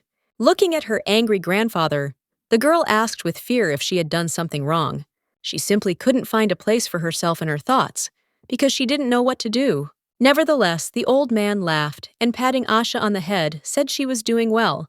She'd learned to work with mana. Children with such talent are rare. He also said that when Kilts arrived, she should ask him to teach her witchcraft. He would tell her everything in order. Our heroine asked, surprised. The man explained that Kilts was Caldrogen's court wizard. He had many students, even though teaching someone was hard work. The girl, surprised, asked again. The man explained that a court wizard is a mage who reports directly to the ruler. Asha wondered if Kilts found out what she'd done. Would he praise her the way her grandfather had? She really hoped so. The action shifts to a week later. Meanwhile, our heroine was walking down the street when she suddenly spotted Kilts. Without thinking twice, she ran to him with hugs, as she had been waiting for this meeting for a very long time. Of course, the wizard was also glad to see her, so with a smile on his face, he asked if she was doing well. Asha said everything was fine, and then asked if he was hurt. He said she was only hurting his pride by looking at him like that. Soon after he stood up and asked where Haskan was, Asha surprised asked again, and said that if he was talking about Grandpa, then he was here. At that very moment, he ran out into the street and began waving his stick trying to hit Kiltz, who at that time was dodging the blows. The wizard glanced at Haskan and said that if he was so active now, he shouldn't complain about a sore back later. Haskan was outraged that he had been gone for so long, and he was the first to hear it. Kiltz glanced at him and asked if greeting people with fists was really fashionable in Corinthia. These days, Haskan told him not to change the subject. How did he even do that? Pointing his finger at the girl, the man said that he had found a girl exactly like her. Asha immediately considered these words, because if you think about it, Count Kazuyu had said the same thing, so the girl immediately asked who she resembled. Kiltz looked down guiltily and said that now was not the time to talk about it, so he would tell her everything later. After that, he came up to her and taking her in his arms said that it was time for them to go inside. Our heroine looked at him in surprise, wondering why he couldn't answer her question. She wanted to ask him so many things, but unfortunately, she simply didn't have the opportunity, better to do it later. The action takes us to the next morning. The boys are just getting ready for breakfast. By this time, Kiltz, who had just unpacked all his things, began to come down to them. Approaching the table, Haskan looked at the boy and asked if he would eat with them. He turned his head towards Asha, who with all her appearance begged him to sit with them. The boy happily said he'd eat with them and began to sit down at the table. However, Haskan was against it. Soon they began to eat, but our heroine interrupted him and said that she would like to show him something. After he nodded his head, Asha, without thinking twice, took out her doll and showed it. Kiltz was surprised she kept it. Did she really like the doll that much? The girl smiled happily and said she really liked it. However, at that moment, she also said that this doll was broken, so the girl thought, trying to remember the word mana, or whatever they call it, she poured it into the doll and fixed it. Kiltz certainly didn't expect to hear those words, so he immediately squeezed the doll, telling the girl that she shouldn't have done that. The guy said he would fix it himself next time, and that was not all he could do. Looking at the girl, he said that he would buy her everything she wanted, so there was no need to use magic again. After this conversation, there was a dead silence at the table, as well as an awkward atmosphere. After some time, our heroine was lying in her bed and couldn't understand why everyone was using magic, but she couldn't. The child she met at Lake Arendonpram and Kiltz. They all know how to use magic. Even her grandfather said that she has talent too. Just at that moment, Prom came into the girl's room, worried that she had left so abruptly. Approaching the girl, he asked how she was feeling, but Asha was lying under the blanket, all in tears. She attacked Pram with hugs, saying she didn't know what she'd done wrong. The guy replied that she hadn't done anything wrong. He wiped the tears from the girl's face and said that Kiltz wasn't angry with her. He was just scared. Asha, surprised, asked what that meant. The guy explained that she would find out about it later. The girl asked if she really needed to know anything. Nevertheless, Pram hugged her silently and said nothing more. Our heroine paused, but thanked him for his support nonetheless. The girl decided to ask Kiltz again, so she left the room. At that moment, Haskan asked Kiltz if he had killed him. The guy replied that he couldn't spare him, so he made him suffer eternal pain, so he wouldn't die soon. Haskan suggested that Kazuyu must be ill too, as he'd said that Egeron's relic had brought something strange. Kiltz replied that he'd been looking for it, but it looked more like a toy. After a short silence, Kiltz decided to ask how Asha learned to control mana. Haskan, surprised, said he didn't know either, since she'd done it herself. She'd wanted to fix the doll or something. Kiltz asked if he was sure he hadn't taught her magic. The man turned to the wizard and asked him to tell him where he'd found a child like her. Haskan said he even thought Kiltz did it. The guy in turn slammed the table, saying he couldn't say everything. The man asked the wizard if he and the man were related anyway, and again, silence. Haskan added that he could buy a new doll without even needing to use magic, since it seemed she could fix it herself. The guy replied that she didn't need to know about magic. He didn't care how talented she was. He wasn't going to teach her. She simply didn't know anything. Asha had been listening to their conversation the whole time, so she was very surprised. Haskan asked in bewilderment if Kiltz really wanted her to spend the rest of her life living in the mountains and playing with toys without knowing how the outside world works and without friends. Kiltz in turn said that the outside world was terrible, so she didn't need to know about it. Hakan asked him if the wizard thought the same thing. With a heavy sigh, the guy said that he didn't know how different the world she lived in was from hell. Haskan immediately jumped up, trying to hit Kiltz on the head, saying it was not his place to judge. However, the boy dodged. With a heavy sigh, the man asked again where he'd found her. Kiltz replied that he'd found her in the northern part of Nurmaz. A retired mercenary was with her. Haskan sighed again, saying that it was a village, so he wasn't surprised that he didn't even know its name. However, he noted that Asha was very intelligent, meaning Kiltz could become her teacher. The boy again reminded her that he had no intention of teaching her magic, so he declined. Haskan no longer knew how to react, but he still asked again if he really intended to raise her like this. Without thinking twice, he nodded his head. The man asked what he meant. Was he going to adopt her? Kiltz, perplexed, asked if he really had to submit to the system. Haskan slammed the table and called him an idiot. Even Jay said that when she grows up, she'll go to school and learn a lot. The wizard nevertheless said that teachers are better than ivory mages. Haskan, in turn, said he was talking about friends, and perhaps someone more than just a friend. Haskan wanted to know what he was so proudly agreeing to. Even when that time came, he wouldn't be able to spend it smiling as if nothing had happened. Kiltz, perplexed, asked if the old man was really hinting at her as his lover. The man, surprised, asked if he hadn't brought her with that intention. At that very moment, a loud bang was heard, causing our heroine to look out from around the corner in surprise. The Haskan chair was lying on the floor, and he himself was hanging in the air in front of Kiltz. It wasn't hard to guess that the reason for this was that Kiltz had lifted him up, saying that the old man should know when to joke and when not to. Haskan nevertheless snorted, telling the wizard that he was still a brat. At that moment, our heroine let out a terrifying squeak, causing Kiltz to sharply turn his head. The guy's face changed in an instant, and the first thing he asked was how long she had been standing there. The girl immediately paused. Should she run away? She sheepishly began to say that she hadn't meant to eavesdrop, but Haskan nevertheless smiled and waved his hand, saying there was nothing to fear. This guy was terminally ill. He would die if he spoke a kind word. Kiltz, without thinking twice, let the old man go and went to Asha to try to establish contact. The boy extended his hand and apologized and asked if he could talk to her. After a while, the three of them were sitting at the table, but for the first couple of minutes, there was dead silence. Kiltz finally broke the silence by asking the girl how much she had heard. She thought for a moment and soon said she'd heard their conversation starting with the murder story. Kiltz's expression changed even more, and he said he understood. The girl approached him and asked how much money was needed to learn how to use magic. The guy said that wasn't true.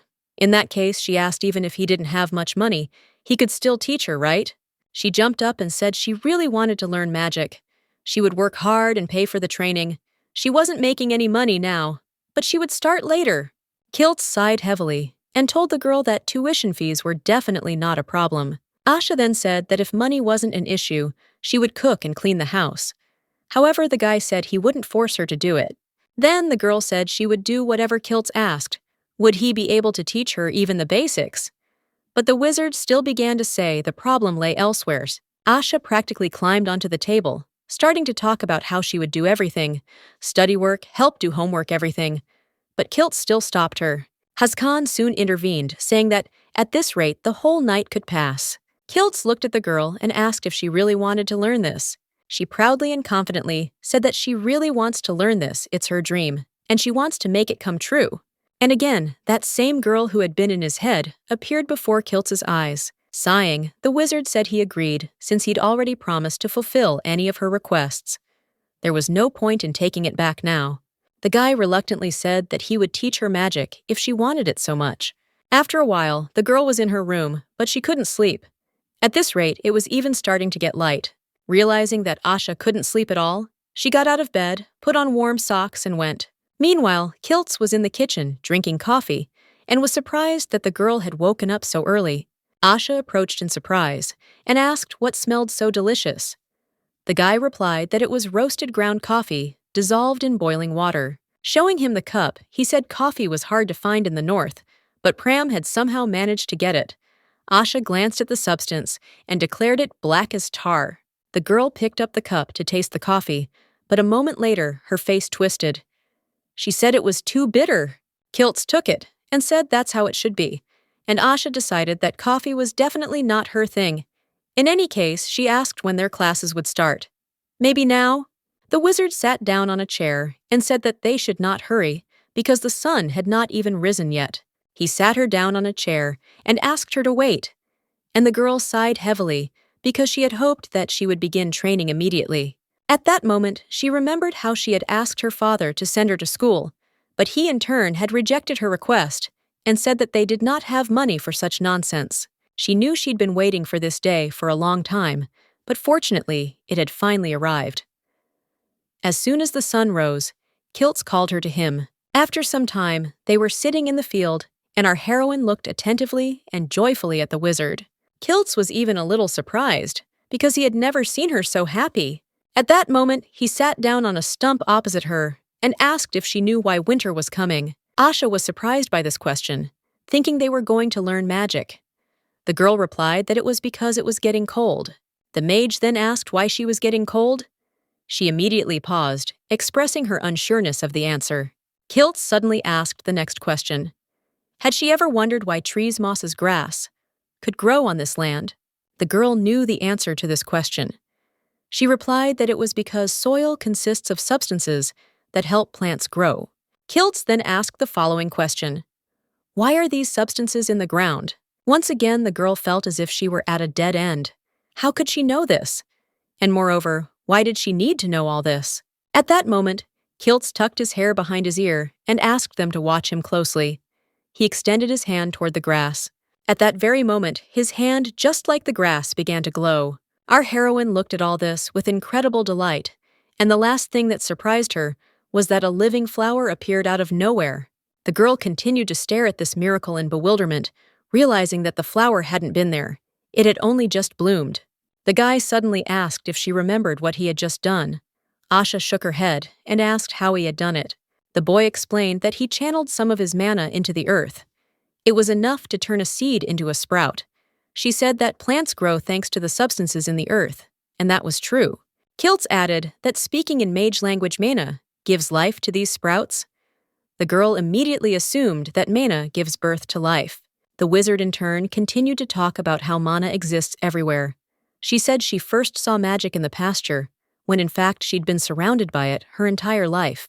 The changing of the seasons, the movement of the stars, the ripening of the harvest, the laying of eggs by robins, the smell of fresh bread, the howling of a wolf.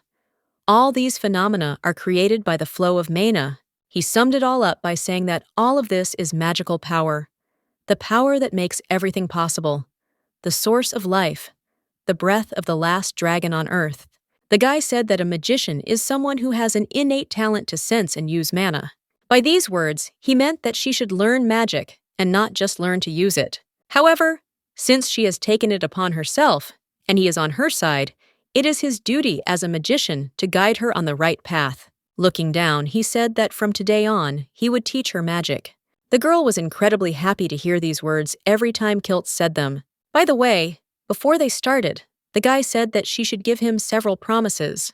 The girl screamed in bewilderment, saying that if he wanted her to sell her soul, then she would. Kiltz sighed and said that there was no need. First, he asked Asha to never use magic to harm anyone. Giving a thumbs up, she said that she would never, and had no intention of harming good people or animals. Secondly, the magician asked to use magic only when necessary. Asha looked at Kiltz in surprise and asked how she knew when she needed to use magic. The boy replied that she had to figure it out for herself. And the girl immediately remembered that she had never seen him use magic without reason. The girl promised to do that too. Finally, the guy said that she should never try to resurrect the dead. At that moment, silence fell. Although this request was very surprising, the girl said that she promised not to harm anyone and not to revive anyone. In that case, from now on, she becomes the apprentice of Iskadian, the descendant of the Grey Wanderer. Until the bones of the moon appear beneath the starry sea, she will remain his apprentice. At that moment, he asked Asha to extend her hand. Of course, without thinking twice, she extended her hand. The guy touched her hand. A moment later, she began waving her arms in surprise. Feeling a strange sensation, Kiltz explained that this spell would allow her to use mana. It will disappear in about a day, so she will need to renew it every day if she wants to continue using magic. However, it was time to put the lectures aside. Today's lesson needed to begin. The girl was incredibly excited, so she couldn't hide her emotions. At some point, she decided she shouldn't act like a child. Kiltz, in turn, showed her the mana stone that was part of the lanterns they used. It looks like an ordinary stone on the outside, but it glows when in contact with magical power. These mana lanterns undergo a special magical charging process. They are designed to glow when a mana stone is placed inside. He looked at the girl and asked if she understood this principle. The girl, although she looked very surprised, nevertheless shook her head. Kiltz was pleased with this. He soon gave her her first task, to make this stone glow just as he had. The girl looked at the stone and asked the teacher if he really wanted her to imagine herself as a lantern with manas. Kiltz looked at her in surprise, saying that she understood everything very quickly, and he was glad about it. In that case, the girl clenched her fist, thinking that all she needed was to remember that feeling. She was going to make this little stone glow, and that was all she needed. However, in the end, nothing came of it, and the girl was therefore very sad. Soon another hour passed and still nothing happened. She tried it one last time. At that moment, the boy decided to ask Asha where she was when she succeeded in performing magic. The girl said she was in the glass garden behind the house. In that case, he suggested she try there again. Every mage has a place that best harmonizes with their energy. After some time, they finally arrived at this glass garden. The girl was once again in anticipation. When he went inside Kiltz, he said that he was very surprised that she found this place because it was very far from home. In any case, they approached the table, and placing his hand on it, Kiltz suggested that the student try using magic here again. The girl said she'd be happy to do it, but frankly, she didn't understand the difference. All that had changed was the location. Looking at that stone, she couldn't understand how it all felt back then. She honestly couldn't remember doing it. So around here was the first thing she liked. She really wanted to fix it. Soon after, she felt a tingling sensation in her palm. Something formless, weightless. It flowed like liquid, but at the same time it rose. At that very moment, mana began to appear. The girl immediately came to her senses and began to brag to the teacher, saying that she had finally succeeded. Still, there was no answer. The wizard sat and looked straight at her, but his face was grim. The girl looked at him in bewilderment and asked if everything was okay. Just at that moment, the guy seemed to come to his senses and even jumped up a little. Asha came closer and showed the stone which was glowing, indicating that she had done it. Kiltz smiled and said that she did well, although the stone could be even brighter. But still, for the first time, it was very good. Then he raised his head and said that, as he guessed, this place was compatible with her energy, so they would teach mana control here. Asha looked at the teacher in surprise and asked what he meant by aligns with your energy. The guy explained that it was simple. She used her power better here. He also added that every mage has a preferred location. This could be an ordinary location, or even an attribute. That is, an element has an attribute that corresponds to the mage. The guy said that a place with special meaning could also serve such a purpose. At that moment, Pram came into the glass garden, saying that he had brought them tea. The guy left the tea in cups and walked away.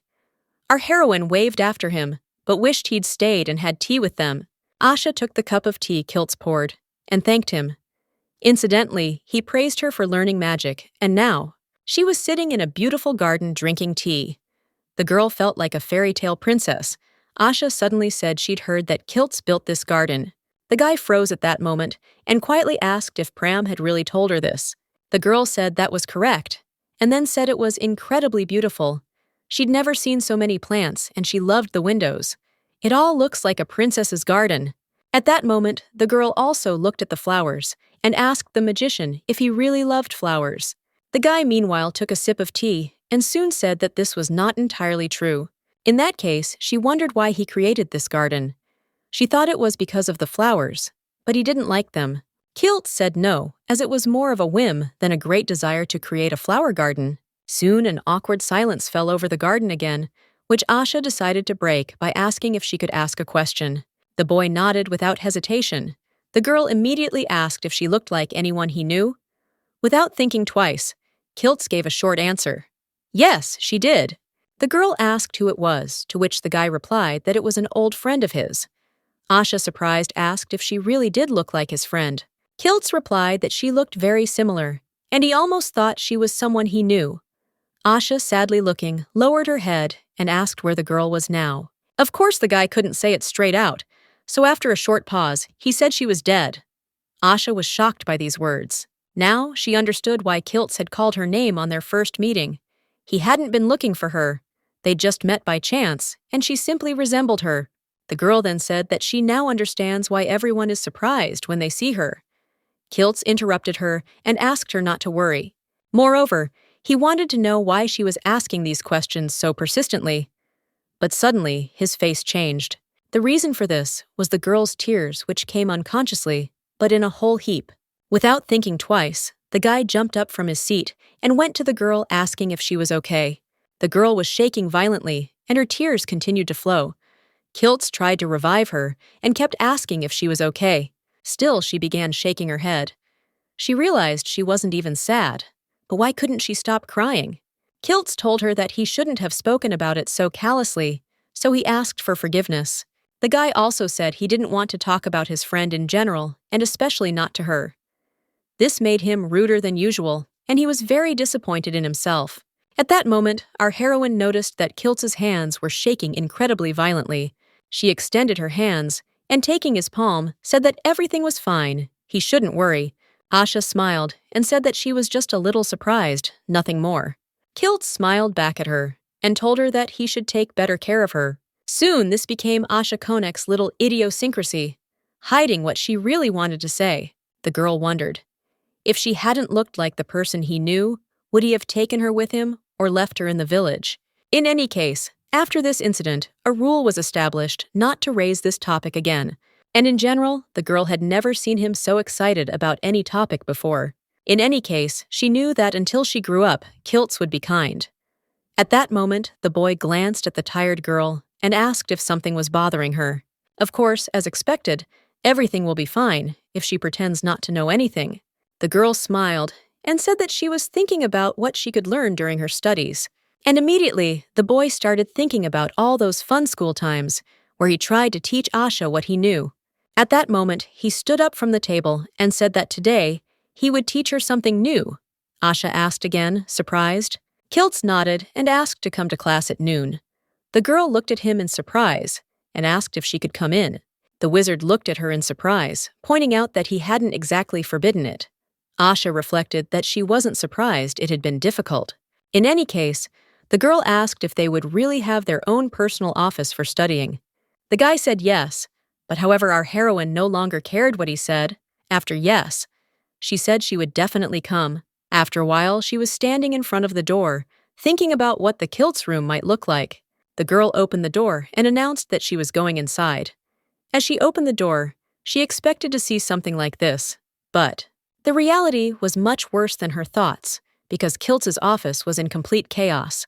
The girl, of course, was shocked by everything around her, but the wizard sitting at the table asked her to go inside. At that moment, our heroine asked in surprise if anyone else had been there. The guy replied that no one had been there. He was alone. He also thought for a moment and asked to give him a minute, because he would like to find a pen with a flag. He started walking around the room, checking all the drawers, and every time he did, he'd say, "That's weird, I thought I put it here." It was definitely a funny situation. Our heroine suddenly mentioned that she needed to tidy up the place. Kiltz in turn said it was the perfect setting, so there was no need to do anything. In the end, they never found the pen with the flag. The guy assumed it was somewhere in the studio upstairs. Asha asked if she should go and look there, to which the guy said she wouldn't find it. It was better to leave things as they were for today. At that moment, the guy shook off the dust and looking at the girl asked how she used the spell. Showing her hand, she said that the spell he had cast was almost gone.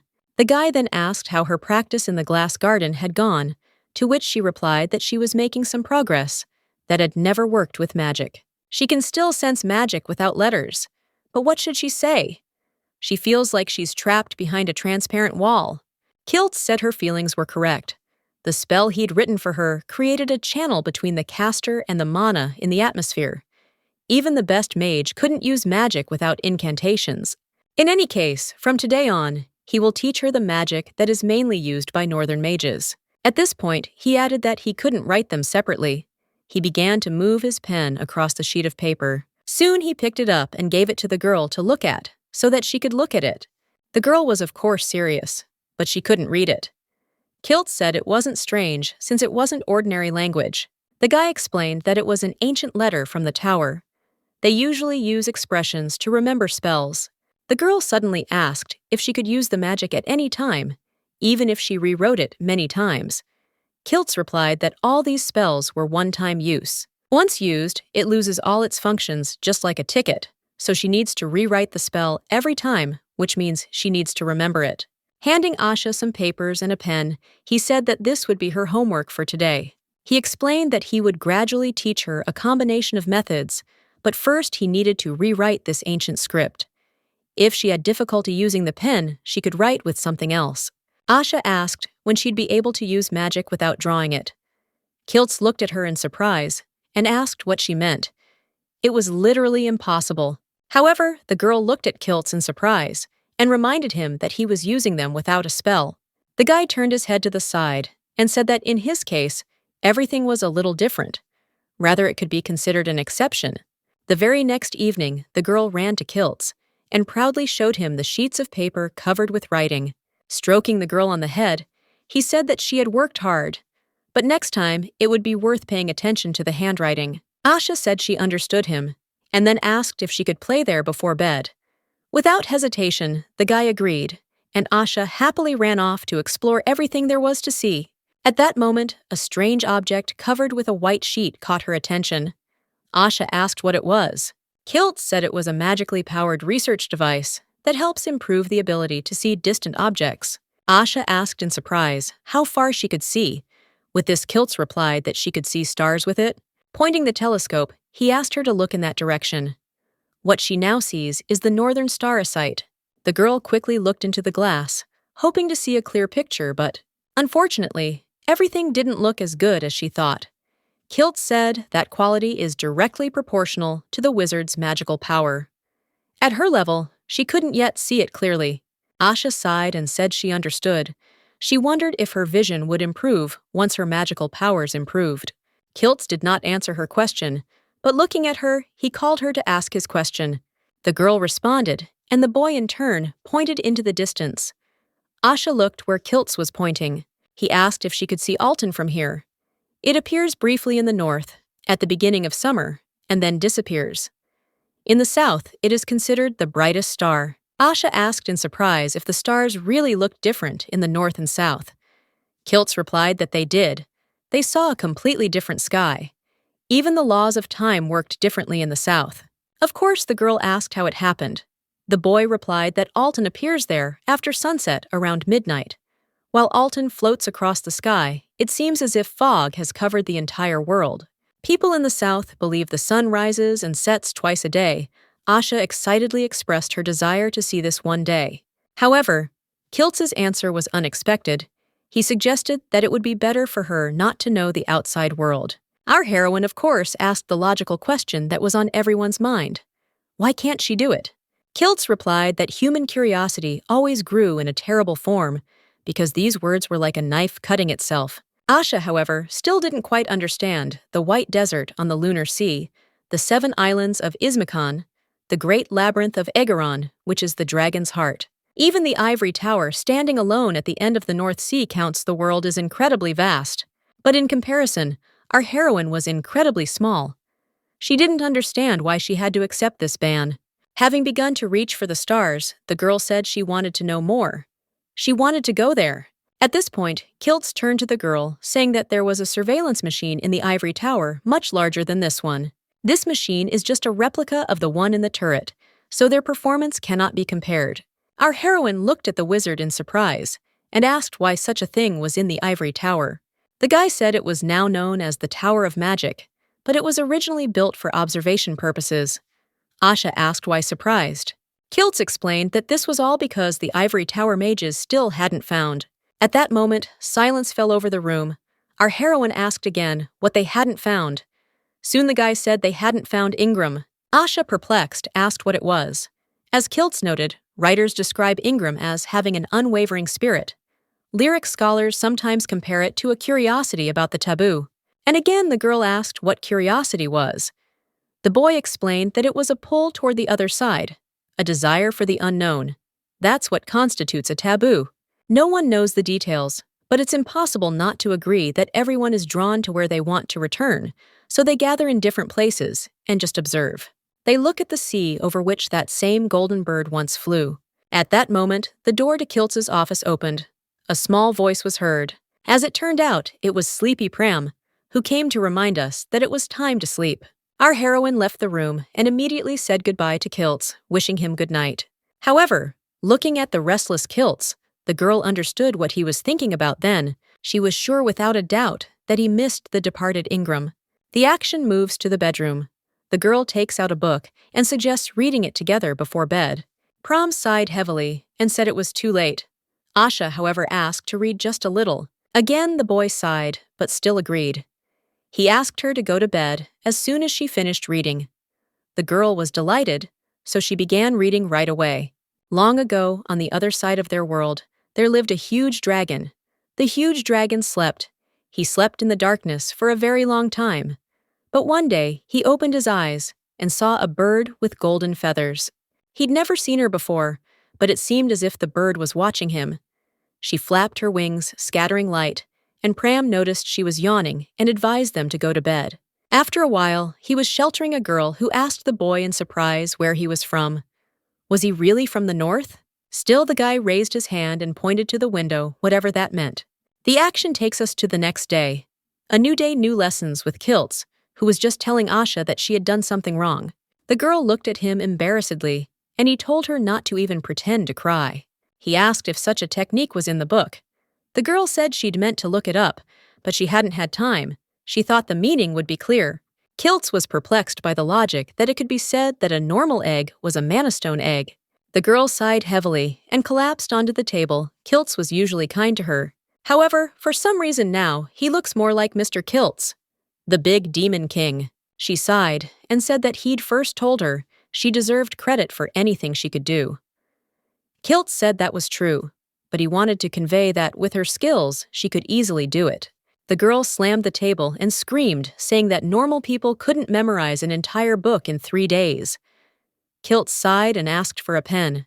At that very moment, the boy began to scribble with a pen, and the girl sat frowning, thinking that Kiltz had apparently forgotten that she was 10 years old. The guy soon handed her the piece of paper, and our heroine looked at it in surprise, saying that it looked as if Kiltz had written it all over again. The teacher told her that if she didn't understand, she'd better read it and come back with a more rational formula. And he also asked her to classify and analyze 12 components of magical stones. Asha began desperately pretending she didn't know. She couldn't understand how he remembered everything so well. In any case, she said she did the best she could. The guy said it was the right answer, but the fundamental approach was ineffective. He asked for some corrections. Asha said that in that case, she wouldn't have time to look up the theory of magic and the 5 great elements. Kiltz pointed at her and asked them to start there, and they'd see each other in 2 hours. Soon, Kiltz really did leave her and go about his business, and our heroine was left alone with her studies. Taking a sip of the tea Pram had brought, she realized that if it weren't for this wonderful drink, she would have already passed out. At that moment, the girl decided to ask where Pram had learned magic. She assumed he had learned it from Kiltz. However, he said that wasn't true. The guy wasn't a natural-born magician at all. Asha was surprised to hear that he'd helped her in the glass garden. Kiltz replied that Pram himself is a living doll, so it is natural for him to have a connection with a fellow doll. He used himself as a spell-casting machine, and she was the caster. A moment later, the girl screamed perplexed that Pram was a doll. Kiltz asked in surprise if she hadn't known. The girl said that this was the first time she had heard about this, because no one had told her this news. Kiltz said Pram moves like a person. He has emotions, he is well-made, but at the end of the day, he is a machine. If Pram runs out of magic one day, he will probably die. Or rather, in the distant future, if his mana core breaks, then maybe. The girl stood up and said that even if it broke, could it be restored by the power of kilts? The guy shook his head and said that even he couldn't do that. This wasn't the kind of technology Astier created. This was the power of the other side of the world. Asha looked at the guy with even more interest and surprise, who noticed this look and said goodbye to her, saying that tomorrow they would call it a day. Our heroine sighed heavily and, puffing out her cheeks, said that he was incredibly picky. The guy was surprised at this point and soon asked the girl what she had said. Asha replied that she hadn't said anything. A moment later, the boy began laughing uncontrollably. The girl didn't understand what was happening or what she'd said that was so funny. But still, when Kiltz laughs, she is happy too, so the girl began to laugh with him. After a while, the action takes us to the dining room, where Kiltz was sitting with a wreath on his head. Trying to avoid unnecessary questions, he said Asha did it. Haskan smiled and said it suited him. At that moment, our heroine said she'd heard that today is the day to give flowers to the teacher. She also wove some for Grandpa and Pram. The girl gave everyone gifts and said that they were all her friends, and she was glad to make them happy, considering that, thanks to them, she was happy too. Haskan said she'd recently made more friends. He asked if she wanted to go out into the world and make new friends. The girl sighed and said that maybe she would like to, and she also wanted to go to school. All her glances inadvertently slid toward Kiltz. However, the guy couldn't think of anything better to do than turn around. What a cheeky fellow. The man sighed and said that if he couldn't send Asha to school, he would tell her about the times when he was a teacher. Asha joyfully asked if he would really do this for her, and Kiltz instantly turned to the old man. Their eyes met. So in the royal family, he was 100 times weaker than he is now. He even thought that if he wounded Kiltz, he wouldn't bleed. Kiltz, perplexed, asked what era he was talking about. Asha laughed and suggested he'd been even stricter. Back then, Haskan laughed and said many people even bet on making him laugh. Asha assumed that if he was of noble blood, then so was his grandfather.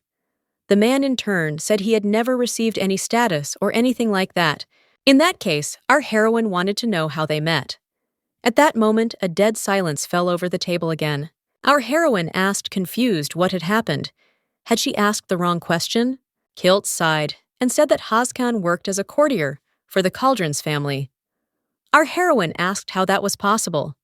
Could it be that even if he wasn't of royal blood, he could? Haskan explained that the nobility needed assistance. Even if this young man wasn't royal, he'd been entrusted with the title of mage. Asha said she understood, but she didn't understand why nobles were noble.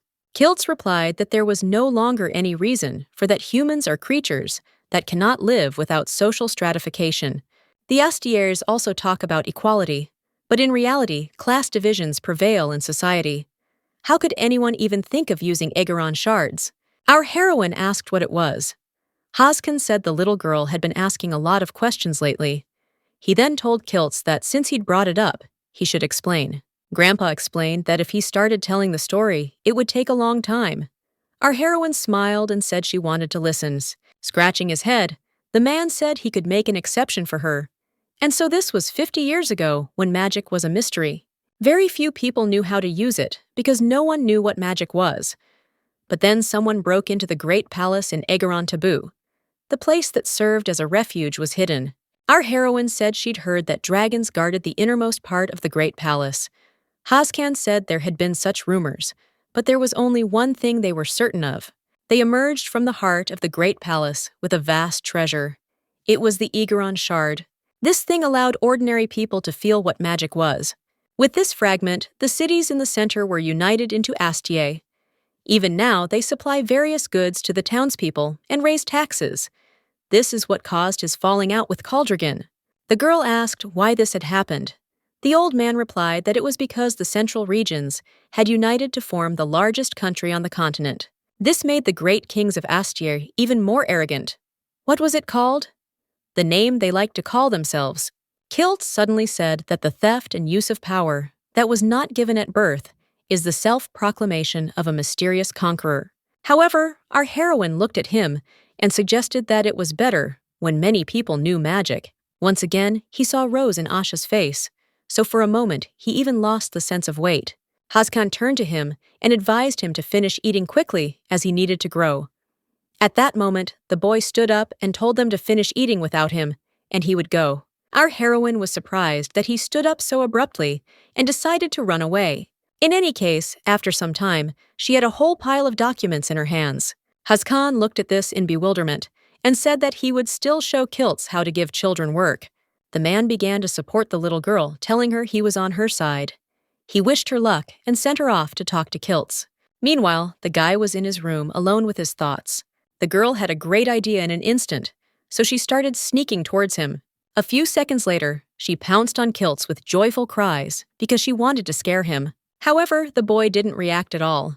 He turned his head in surprise and looked at the girl. Asha asked in surprise if he hadn't expected this turn of events. Kiltz nodded and said it was very unexpected. But these words didn't exactly inspire confidence, so the girl said she didn't think so.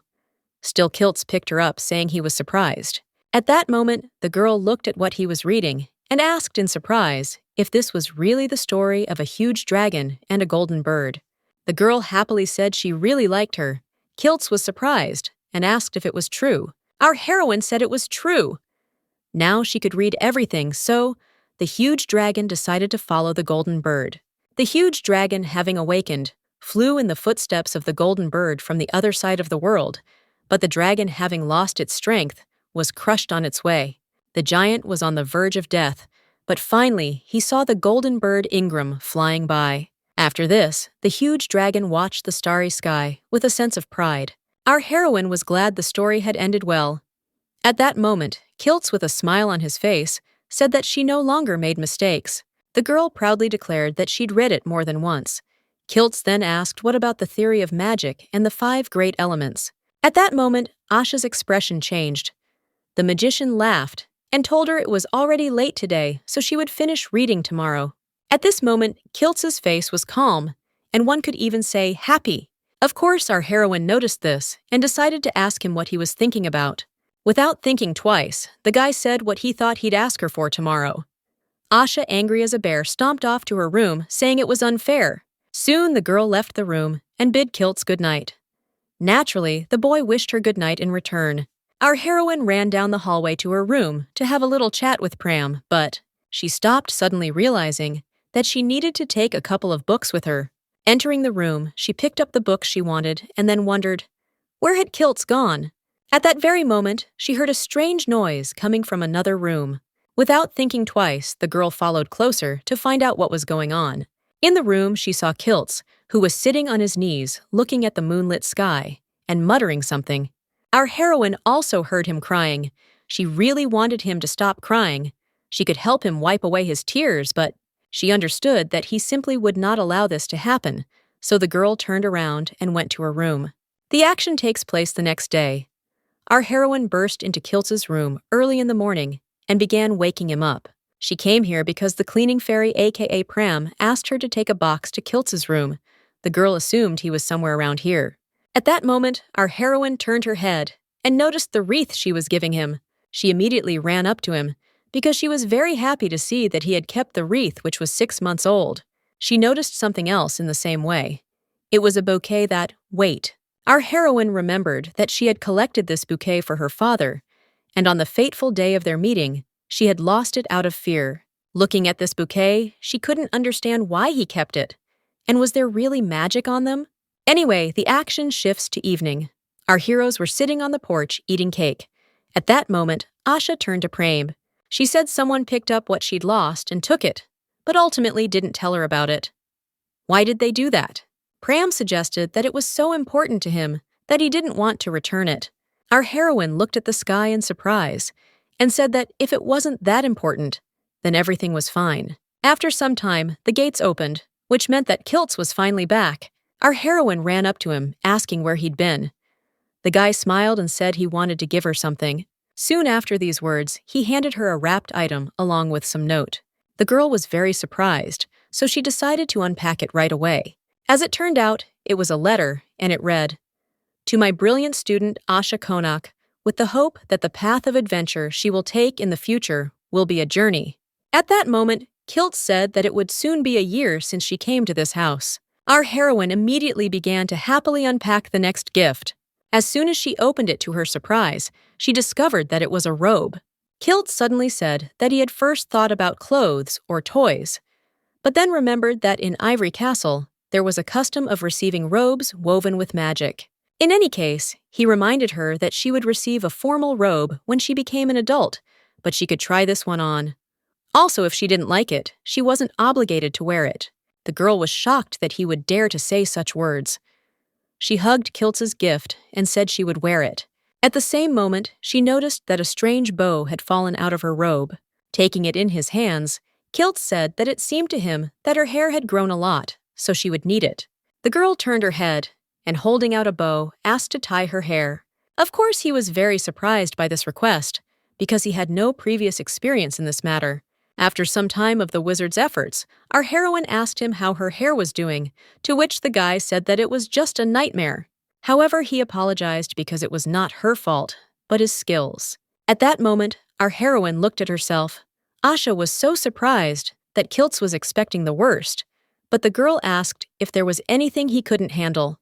Thus, history began to flow of its own accord, and soon 6 whole years had passed. Asha was 17 years old at the time, and right now she and Pram have returned home with groceries. Huzkan sat in a rocking chair and was surprised that the boys had arrived so early. Asha told him she'd bought something Grandpa would love. Holding out the bag, she said that these were pickled chestnuts, and also Huzkan interrupted the girl at this point. The man, perplexed, asked who the person with them was. The girl said she didn't understand, to which he replied that they were being followed. At that moment, our heroine remembered that her grandfather could see other people's memories. Pram suddenly said that nothing had happened and that they had simply left. Asha also smiled and said it was a secret for Kiltz. At that very moment, by coincidence, he also came outside and immediately asked what they were talking about. The girl, terrified, realized that if she was caught, she'd be banned from leaving, so with the same smile, she said it was a joke. There were no secrets. At that moment, the gates swung open, and soon a joyful voice was heard saying that he thought he would die before he found this place. There was an unknown guy standing at the door, whom our heroine, of course, did not know. The first question she asked herself was, who the hell is he, and how did he find them? Kiltz in turn whispered the guy's name, Eurus. The boy cried out joyfully and told the master that everything was true. It really was him. His beloved student had returned. He started running happily, saying he'd been wandering around for a long time, so this trick was interesting, as expected of a teacher. By the way, didn't he miss you? However, Kilt's surprise told the boy that he didn't remember having a student like him. The boy, perplexed, said he was very angry. Our heroine looked at Kiltz in surprise, who in turn asked the guy in surprise how he got here. Hadn't he been to Astier? Eurus launched into a whole unbelievable story about his adventures. Kiltz only understood the first few words, so he asked him to keep it brief. Eurus turned his head and said he was coming here for this lady. Naturally, his gaze fell on Asha. At that moment, Kiltz turned around and said he understood the situation. He could stay and do whatever he wanted. Eurus, perplexed, asked if the teacher wouldn't ask why. Kiltz turned around and said he was going to say no either way. Was that really what he wanted to hear? The boy immediately sank, but Huzkan smiled and said that since that was the case, he might as well at least eat before leaving. With tears in his eyes, the boy began to nod his head and thank the old man. Soon the boy joyfully approached the Huzkan and asked if this was really number 16. The old man introduced himself and asked if the boy really wanted to be thrown out.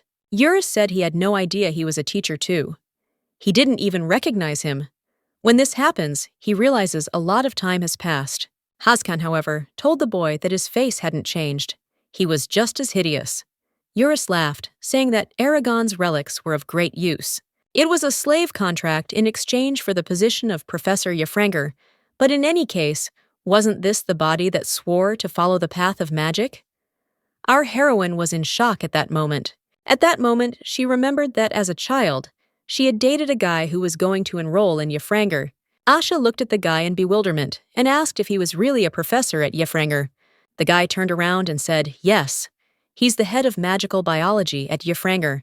His name is Martin Juris. Soon the action shifts to the table. Our heroine excitedly asks if he really went to Ivory Tower with Kiltz. Eurus laughed and said that wasn't true. He had been his assistant when he was Caldrigan's court magician, He was 21 years old at the time. He wasn't particularly competent. Asha was surprised because he looked quite young at the time. She asked how long ago that had been. The boy replied to her that at that time he was just a stone manna egg who couldn't even create the correct formulas. Hazkan explained the boy's incomprehensible words by saying that a stone egg is an idiom among mages, meaning young. It was once invented by mages with bad tempers. Our heroine smiled and said she understood, and then asked how old Kiltz was. The guy laughed and said that neither Professor Kiltz nor he looked their age. Asha then assumed it was a secret. Eurus took up his food and told the girl that she was quite abrupt, and by the way, more mature than the students at Yefranger. The girl immediately asked if he could tell her about Yefranger. She'd once read that they didn't recognize the great elements. Was that true? Eurus replied that it was more likely the Astir mages who didn't recognize the existence of the fifth element Asha, however said that the fifth element was the caster themselves. How could it not exist? The professor smiled and asked the lady if she knew about the Aragon artifacts. They were a vast magical resource discovered 50 years ago. Magic in Astir works through banners and wands bearing these artifacts. Essentially, the artifact is considered the caster, not the person. Asha suggested that magic was a blessing for Astier. He said that few people are born with innate powers. Magic had previously been used only by a select few. In their days in Astier, anyone could use magic regardless of their origin. Hazkan suddenly remarked that they got along well. Eurus laughed and said they could learn a lot. Asha suddenly asked, surprised if Kiltz was really that amazing. The professor said it was an absolute fact. He was the last legend of Ivory Tower and a descendant of the Grey Pilgrim. All the mages in Astir combined couldn't compare to him. The guy also said his lessons are notoriously difficult to understand. He can only imagine how much she must be suffering. Asha laughed and said that it was true at first, but now everything is fine. They are not so complicated that they suffer. At that moment, silence fell. Soon the boy jumped up, starting to tell the teacher it was unfair. Why couldn't he have been as calm when he was teaching him? In response to these words, the voice of Kiltz followed, saying that he could always start teaching him again. The guy said he'd be happy to repeat any material he wanted. Eurus even shuddered. He said everything was fine, and it seemed he'd overreacted. Nevertheless, he began to try to say something again, but Kiltz interrupted him and said, "No." Eurus, perplexed, said that he hadn't even listened to him. The guy said Astier was looking for qualified mages, regardless of background or status. Kiltz said they'd heard rumors too, so he knew. At this point, Hazkan asked in surprise if it was true that Astier was planning a war or something similar. Eurus, however, said it was a secret. Soon after, the guy turned his gaze to Asha, who was sitting and did not know what to do. At that very moment, the guy joyfully asked if he was right in knowing that she would be 17 this year. Eurus immediately said that the new semester would start very soon, so this was the perfect time, and there might be a free place among the graduates. The guy said he could even write a recommendation. A student of Master Kiltz would be more qualified than others. The girl started saying she'd like to, but for obvious reasons, Kiltz interrupted her and said that he definitely said no. Our heroine immediately asked, perplexed why she couldn't go. The guy in turn turned and walked away, saying that was the end of the conversation. The action soon shifts outside. Kiltz stood in the middle of the path, looking into the distance with Asha running behind him. Our heroine came up and said that she wanted to enroll in Yefranger, so she wanted to hear consent. The guy said at that moment that all they teach there is practical knowledge about how to serve the nobility. Is that really what she wants to learn? The girl said she wanted to see Aragon artifacts and learn more about Astir magic. Kiltz replied that if that was her ultimate goal, he could show her and teach her all of this right now. Their magic is nothing more than childish imitation dependent on artifacts. It's not real magic. If she wants to leave, she must give a more worthy reason. Our heroine reproached him for saying that reading about things isn't the same as actually experiencing them. He taught her that himself. Kiltz said the world was cruel. There might be people who looked down on her just because of her birth. Asha replied that he didn't know what would happen in the future. However, he said he was speaking from experience. Asha still said that, even if that were the case, she wouldn't mind. The mage in turn turned around and said that he was the one who was against it. He didn't want her to get hurt. Our heroine responded to his words by saying that even if it hurt her, it certainly wouldn't affect him. It had nothing to do with it. However, Kiltz's expression spoke for itself. The girl realized that she shouldn't expect understanding from him. Soon she turned around and ran home with tears in her eyes. She didn't understand how long he would treat her like a little child. After a while, the action takes us home, or more precisely, to Kiltz's office. Hazkan was sitting at the entrance, telling the boy to let her go. He knew how much she wanted it. Kiltz, nevertheless, said that someone there might recognize her. For example, Dean Hazkan responded by saying that Astyr hadn't been concerned about Kaldrogan for a long time. Of course, there's Kaisor, but that man is obsessed with all sorts of strange things. At that moment, Kiltz said he didn't care about Kaisor. He didn't want her to know any of this. Still, the old man told the boy he should put his ego aside. What would happen if she found out? He couldn't keep her in the dark forever. Hazkan also said that he sees her looking at the school every time she goes into town. At that moment, Kiltz sighed, and looking out the window, said that if she went to Astyr, he would not see her. In that case, the old man told him to go with her if that's all he cared about. He'd be her teacher forever. Kiltz replied that staying here was the best option. Of course, in any case, it's better than being with an alcoholic father, but this place is not paradise either. The world is full of dark things that are better left unknown. He wants her to see only beauty and hear only kind words. Stood up and shouted that he would not allow the same mistake to happen again. However, at that moment, there was silence in the room, after which Hazkan said that he was crazy. Kiltz's expression changed instantly. He asked what it meant. The old man replied that he sometimes forgot that Asha was just another living person. Hazkan said she wasn't a pet. Tasty food and pretty toys wouldn't keep her in place. Nevertheless, Kiltz slammed the table and ordered Hazkan Yuzik to stop lecturing him. Nothing would make him change his mind. Soon, Hazkan decided to change the subject. Bowing his head, the old man looked at the floor, commenting on how Eurus had called him the 16th. Kiltz's face instantly changed from anger to shock. He certainly wasn't prepared to hear those words. The man in turn said that he was too old to remember that 10-year dispute. However, they both knew that Kiltz was still with him for a long time, and that shouldn't be forgotten. Kiltz, surprised, asked what he could do now. Even if he killed him, the past couldn't be changed. In that case, the old man suggested sending the girl to school, and then their score would be settled. An old man, who is about to die a living corpse, stuck in time a doll that can break at any moment. Turning around, Hazkan told the wizard that the girl could not be allowed to rot with such trash. Even before closing the door, he said that life was too valuable for this. The action soon shifts to the next day. Our heroine stood before Eurus. The guy smiled happily at that moment and told her that they would see each other in Yefrunger. Our heroine was surprised he was coming back. He'd come all the way here after all. What about his hometown? The guy said he'd left his seal for a letter of recommendation. Incidentally, even if he returned home now, there wasn't a single person he knew there.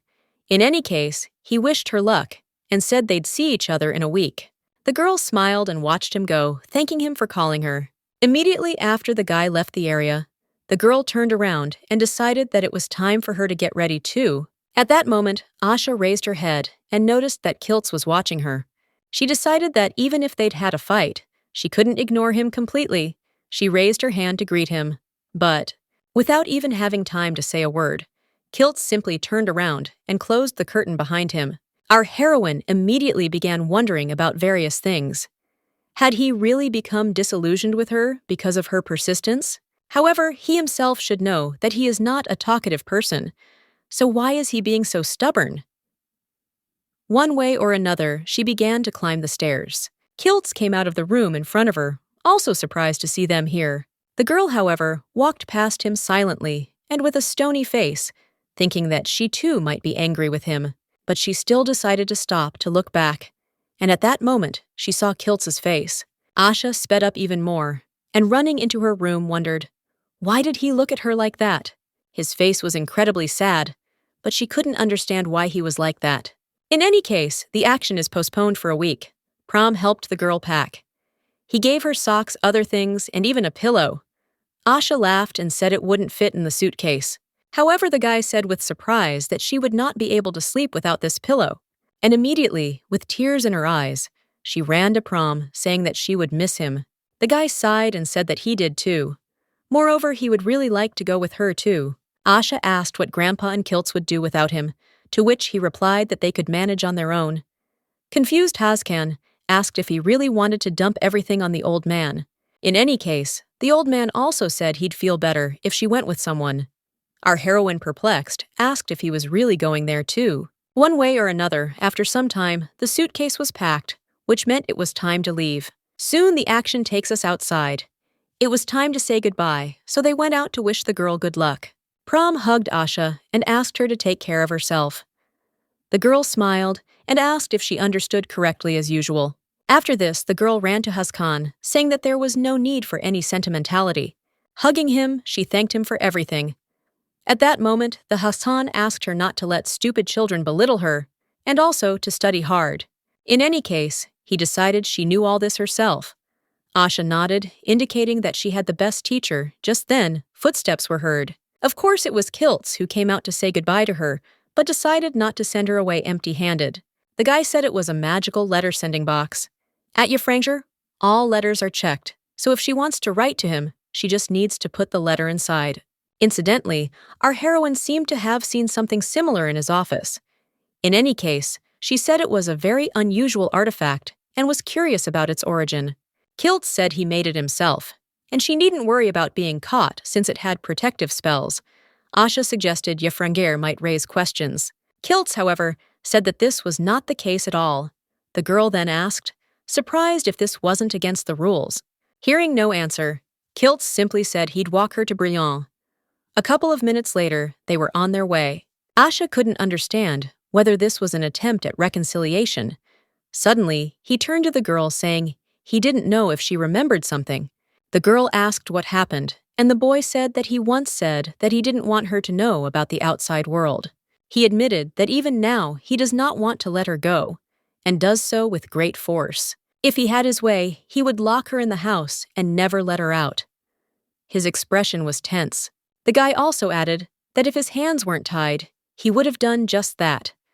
Our heroine's expression after these words left much to be desired. The girl recalled that he also told her that he would give her everything she wanted. She explained that she wanted to go to school, make friends, and learn Astir magic. She has so much she wants to learn. Kiltz, however, said that she would soon realize that everything was far from what she had imagined. She would be better off not knowing about some things at all. In any case, he asked why she wanted it so much. In response, Asha asked if he remembered the words about what awaited her. She recalled his letter, which said that the path of adventure she would take in the future would be a journey filled with wonderful things. He wrote it to her himself. The world is so big and full of mysteries, and she wants to solve them all herself. That's why she asked him to let her go. Kiltz sighed heavily and said that the last word always remains with her. Asha laughed and said that no teacher can defeat their student. Kiltz, surprised, asked who said that. He'd never heard it before.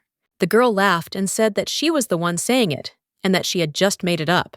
Kiltz smiled back and said he would let her go on one condition. Asha asked what the condition would be, to which the guy asked not to mention him at the academy, and not because she was his student.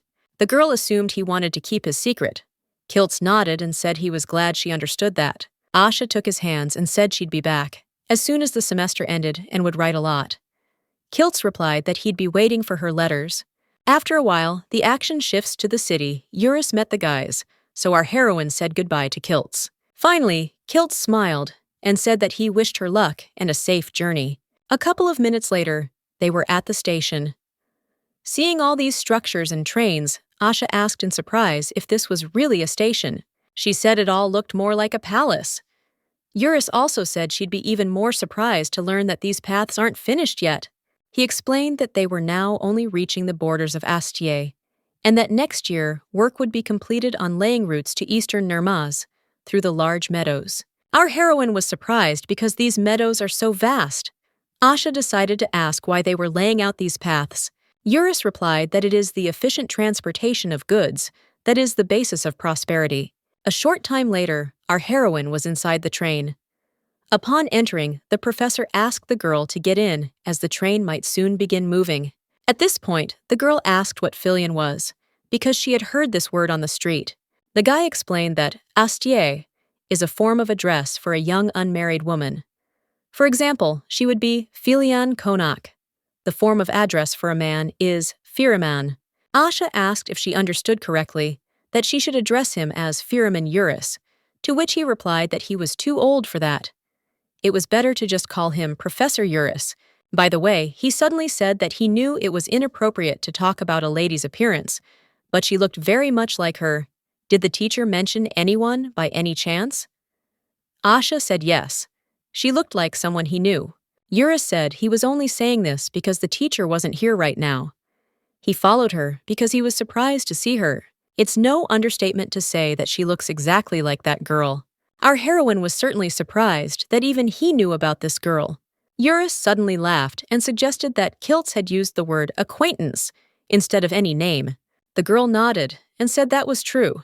Eurus paused, saying he didn't think that word was appropriate to describe her. Their relationship was on a slightly different level, something like. At that moment, Eurus noticed how attentively the girl was listening to him. The guy immediately started waving his hand, saying that he would probably stop there because Teacher Kiltz could behead him. Asha assumed this girl had some connection to the royal court. Perhaps she worked there? Eurus asked, surprised, how she came to this conclusion. The girl said she felt like Kiltz had worked at the royal court during their time together. The professor smiled and told her she'd fit right in at the academy. At this point, he also suggested that she take a rest, since they still had a very long way to go. Soon the girl took a book out of her bag and said that she would read it. Eurus glanced at it and said that studying magic opened up the story in a new light. He used to read it all the time as a child, too. Asha asked in surprise why that was. The professor was very surprised and asked if she really didn't know. So they say this tale is actually about the history of magicians. In the north, where dragons are still worshipped, magicians are called the heirs of the dragon's blood. Eurus explained that this is why some people think this story and the mages are connected. It also ties into the founding of Caldragan. 1,000 years ago, before the current kingdoms emerged on the continent, the first mage appeared. Asha assumed it was the Grey Pilgrim, the forefather of the Ivory Tower. And that was true. But in ancient times, he was considered an outcast. He wandered the continent, avoiding everyone. Then he met someone from the Caldrants clan, the ancestor of the royal Caldragan family. They eventually made a pact with each other and became friends. The mage helped found the kingdom of Caldrogan. The girl asked why the Grey Pilgrim chose Caldrants. There were many theories, but some say the first Caldrants was named Ingram after the golden bird. In any case, the professor said that after Ingram conquered the north, with the help of the magician, he gave him something as payment for the contract. Asha, of course, wanted to know what it was, so she asked what he gave him. The boy replied that he had given him passage to the Starry Sea. The girl sighed and asked if he meant the ending of the book. The professor said it was all true. They say all mages are doomed to yearn for him. Ingram's flight path is the end of the Eastern Sea. The girl said she didn't understand what exactly was supposed to be in this passage. Eurus said no one knew. That part wasn't part of the legend. In any case, he said the mage, having thanked Caldrants, departed for the Starry Sea. The king missed his dear friend so much that he built an observatory tower on Cape Futility. Asha finished with amazement, saying that this became the Ivory Tower. Eurus glanced out the window and said it was all pure speculation. There was no evidence to support it. Such legends inevitably become distorted over time. After some time, the guys were on their way, and Eurus was sleeping soundly in the meantime. At that moment, our heroine sensed mana and realized it was Astier. She sensed a powerful spell. In any case, she understood that she would now study here, although she couldn't believe it. Looking out the window, the girl suddenly remembered a similar conversation she'd once had with Kiltz. What had he said then? Sighing, she realized that no matter how hard she tried to remember it, she simply couldn't. Soon after, the girl, following Professor Eurus's example, fell asleep, and the train continued to carry them to the city. Meanwhile, in the bright sky above this train, a golden bird was flying, watching them. A short time later, the action takes us to Astier. Our heroine was told they were there, so she immediately looked out the window. The girl was pleasantly surprised, and one could say she was in shock because the beautiful Yfrangir was opening up before her. Eurus looked out in the same way and said that this used to be the old monastery of Caldrogan. Its shape resembles a building in the north, but the white exterior is so beautiful. They love this color here. Incidentally, she'll see austere-style architecture everywhere, even in restoration projects. Asha was shocked by the school's size. She asked if all of these were classrooms. Eurus laughed and said that some of them were rooms for official meetings and ceremonies. Soon the boys exited the train and were heading toward the Yefranger gate. At that moment, someone emerged from inside. Looking at the girls, Asha asked if this was really a school uniform. Eurus nodded and said he'd just remembered she needed one too. Anyway, to start, he suggested we come into his office. Our heroine was thrilled. She couldn't wait to get her own uniform. A moment later, they were inside Eurus's office. The man asked them to make themselves at home, and he would go and make them some tea. Soon after, the girl picked up the cup and said she thought all mages were filthy, but his office looked neat. Although she only knows one mage and his office. Eurus asked in surprise who it was, and Asha said she was talking about kilts. His office was so dirty it was hard to find a pen. The professor was naturally surprised. The boy asked how that was possible. Wasn't the teacher obsessed with cleanliness? Asha laughed and asked again, perplexed. Eurus suggested he might have softened over the years. In any case, he gave her all the paperwork and advised her to go to the dorm to register, and Miss Ruth would take care of everything. Our heroine was incredibly happy. She was a Yefringer student. Her dream had come true. After some time at the registration point, the girl said that these documents were not enough for admission to the dormitory. This girl was Miss Ruth, who was the director of the girls' dormitory. The girl suddenly looked at the student and asked her name. Asha introduced herself, but didn't understand why the director was asking her. Looking at the paper, and soon after, at the girl, she asked who her guardian was. Asha smiled and said that Professor Martin Juris was her guardian while she was here. Miss Ruth then said that she knew Professor Juris was on vacation. Asha said that was true, but he had returned to help her. The woman immediately asked if there were any guardianship documents. Our heroine was in a panic, because the professor hadn't said anything else was needed. She just said that the professor had given her all the necessary documents. Laying her hand on the documents, Miss Ruth said that in this case, all her documentation would be called into question, so she could not allow her to register yet. Our heroine asked in surprise what she should do.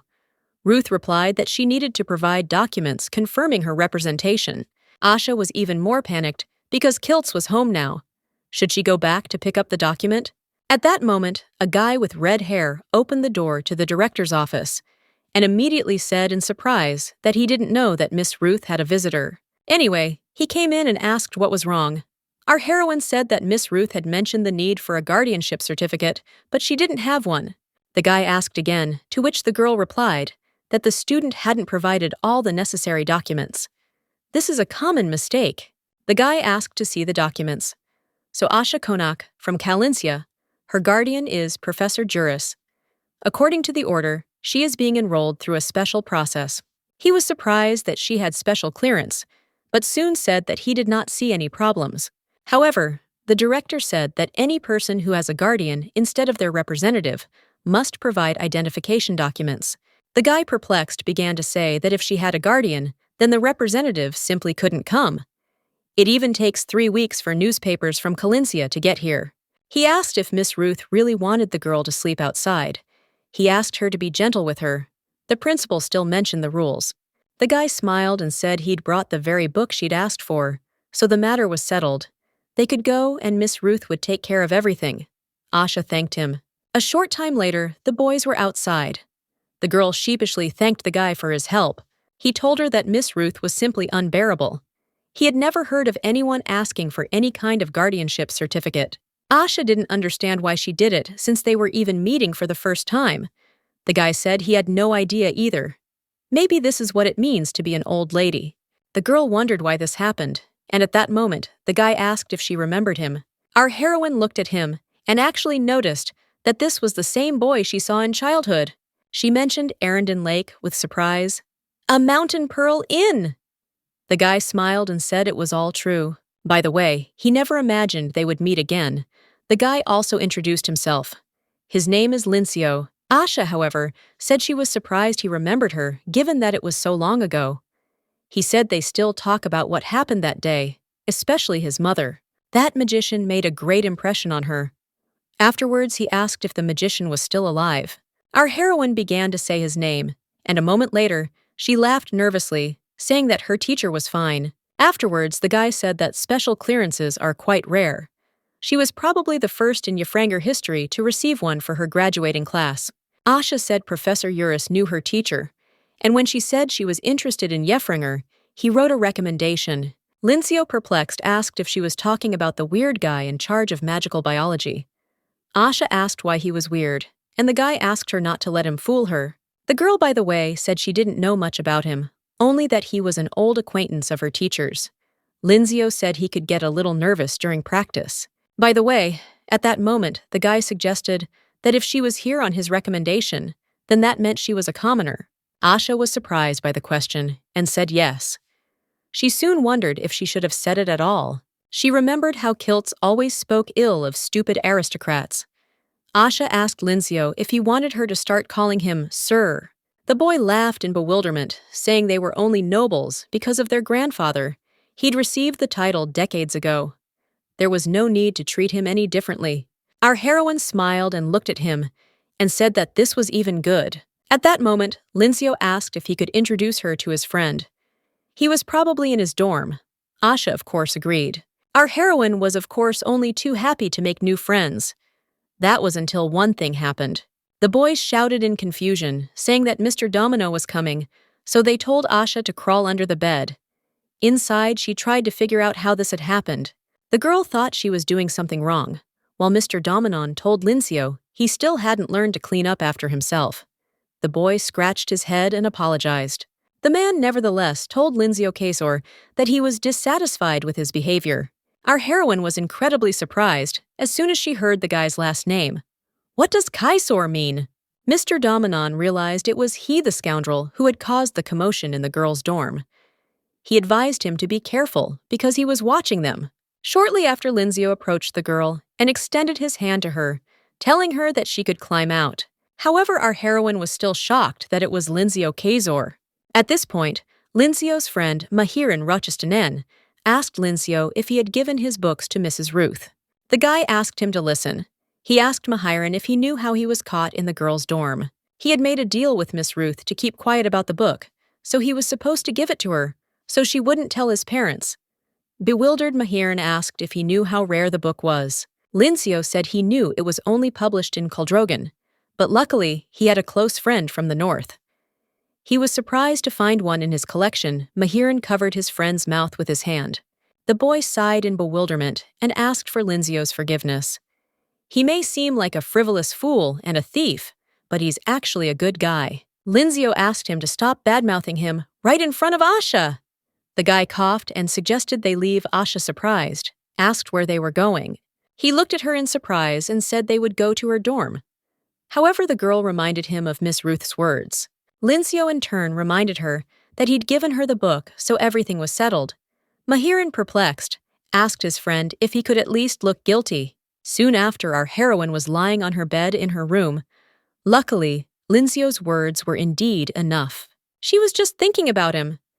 It turns out he's a relative of Count Kaisor, whom they met at the lake. Our heroine recently asked him what they were doing there, to which the guy said that they went to Arendon to relax. Our heroine suddenly asked if his grandfather had gone with him. The guy said yes, and also that he had been injured during the trip and was still bedridden.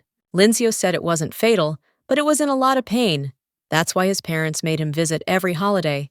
Our heroine knew for sure that she shouldn't have mentioned Kiltz's name at all. At that very moment, she wondered if she should tell Kiltz about it. However, she assumed that if he found out, it would be very bad. In that case, it would be better to keep everything a secret. Soon our heroine opened the window, thinking that Lincio himself was a good person. So, new place, new friends, learning new things. This trip should be amazing. That evening, she was writing a letter for her dear teacher, Kiltz Iskadian. Although she didn't think it would be easy, getting used to it turned out to be more difficult. The girl said that much of what he taught her is different here. She encounters surprises both in and out of the classroom. And yet the letter still sounded strange, so she decided to rewrite it. Yefranger is beautiful in the fall, no matter where you look. She feels well, the lectures are interesting, the students are friendly. Soon the girl was clutching her head, thinking that all this was a blatant lie.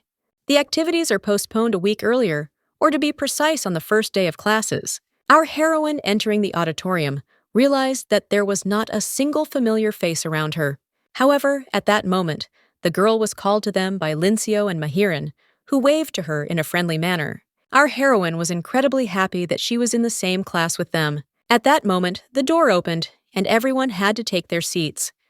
The teacher assumed that none of the students had studied during the break. He decided he needed to refresh his memory and start by making a mana stone glow. They were supposed to pair up and compare the stone's brightness, then present the results. Our heroine realized that this was a rather big problem because she didn't know anyone here. Obviously, she didn't know who to partner with, and the people she knew were already taken. Suddenly, a guy approached Asha and assumed that she was single, so he suggested that they team up. Our heroine was, of course, only glad about this, because otherwise she would have been very embarrassed. The guy looking at her in surprise said he hadn't seen her there before. Asha Konak introduced herself and said she had recently transferred to a senior class. The classmate nodded and said he understood, but he didn't introduce himself. Asha was surprised by this, and the teacher just brought the mana stone. Our heroine, taking the stone in her hands, realized that it was exactly like the stone she used when Kiltz first taught her. The girl happily began to use her magic to light the stone on fire. The light from the stone was so bright that rays of light flew out of the windows and flew further. All the students stared at Asha in horror, but as soon as she opened her eyes, she couldn't understand why everyone was looking at her. At that very moment, the girl realized what had just happened. The action takes us back a bit further. Eurus gave the girl a crest and wand that belonged to a student who had left the academy. The professor said she would use them every day. She should use the remaining time to familiarize herself with them. The girl asked if she could use magic without a wand. Eurus strongly advised her not to do this, because the Astirs are not friendly with northern mages, that is, hereditary mages. Our heroine realized at that moment that she had completely forgotten about the professor's words, and therefore put herself at risk. All the students started whispering, assuming she was from the north. They immediately realized she was the same student who had transferred. The kids couldn't understand what she'd forgotten in her senior year. Others said they'd heard about special access. In any case, right now, Asha was the main target for discussion. At that moment, our heroine was screaming in her head, telling herself that she was a real stone mana egg. After some time, all the students, of course, avoided her, which our heroine was very disappointed about. However, at that moment, a guy approached her who wanted to talk to her. As it turned out, Lincio approached her and asked in surprise if she was really a hereditary magician. The girl said she wasn't trying to hide it from him or anything like that, but the guy's face instantly changed, saying that it was simply amazing. By the way, her teacher also used wandless magic. Asha smiled and said she never used a wand at home and had forgotten that it wasn't usually done that way. Our heroine suddenly asked Mahiran why he was so surprised. He was from the north too, wasn't he?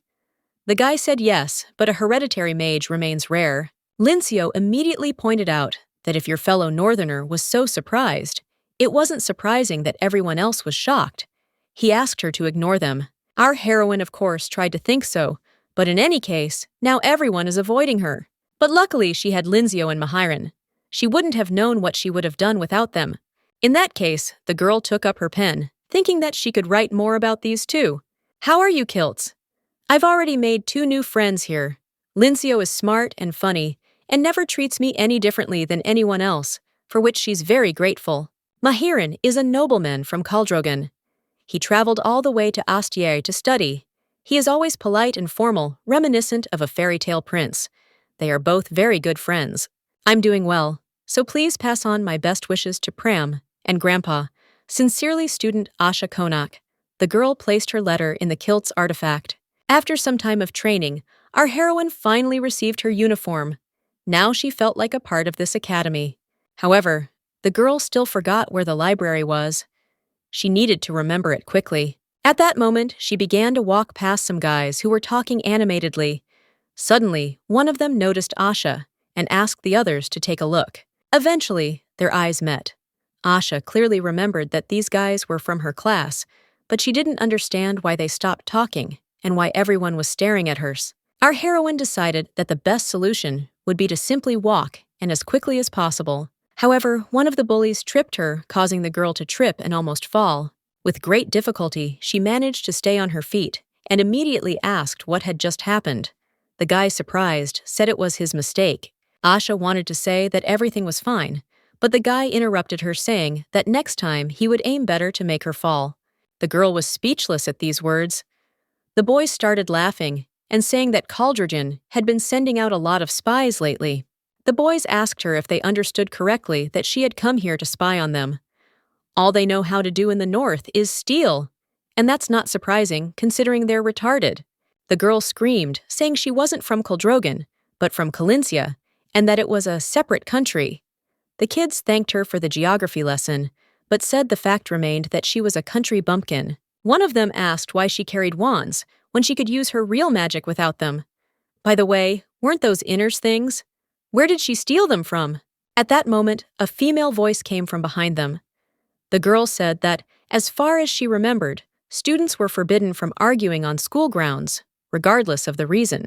The boys turned their gazes to the girl in bewilderment. It was Filian Lumiane, a charming young woman. One of them immediately started saying they weren't arguing. It was just a normal, friendly conversation. The other guy echoed this, saying it was true and nothing to worry about. In that case, the girl assumed that they would not mind if she reported this friendly conversation. She was sure the dean would be pleased to hear that they had done a wonderful job welcoming their new student. And immediately, the guys turned around in horror and started running away, saying they needed to get out of here immediately. Lumiane tossed her hair, calling them idiots. After that, the girl turned around and asked the new girl if she was okay. Our heroine, surprised, asked if she was really telling her that. Lumine asked, surprised, if she really saw anyone else there. The girl apologized and thanked Filian Lumine. However, the girl said her name was Chloe Lumine. Our heroine said she was her neighbor. Before they met, she was very curious to know what she looked like. One way or another, they have now met, and so she is very happy to see her. At that moment, Chloe walked over to the fountain, telling the girl that she definitely stood out. Our heroine asked again, and the girl asked if she really didn't understand. Right now, all eyes at the academy are on her. Asha said she wasn't trying to stand out. Chloe replied that she wasn't pretending to be ignorant, apparently. Even the highest-ranking aristocrats cannot gain entry to Yfrangir without special clearance. Even the dean's grandson must pass an entrance exam. Asha was incredibly surprised because Kiltz and Eurus acted as if nothing special had happened, but it turned out that this was not the case. Chloe said some people assume she's hiding from Kaldrogin, others that she's an Ivory Tower follower. Asha said she's just Asha, nothing more. Our heroine, however, now understood why everyone was looking at her so closely. They must have thought she'd gotten into this through bribery or connections. Chloe also said everyone is waiting for her test results to be posted on the wall. Asha said she never imagined that this was the reason everyone was so interested in her. The girl asked if she could just lay low. Chloe replied that there was no need to be ashamed. Attention is a good thing, and that's what power is all about. Asha responded by saying that all she gets is whispers behind her back. Is that really power? Chloe said she's already experienced the unpleasant side of the double-edged sword of attention. Her main task is to transform attention into admiration or allow it to remain hostile. Asha decided this was too much Chloe, however never said it would be easy. Our heroine looked at the girl with admiration and told her that she was very calm and mature. The girl smiled and asked to call her simply Chloe, without any formalities. Our heroine laughed and said that she should just call her Asha then. Just at that very moment, a familiar voice began calling the girl, so they both turned around.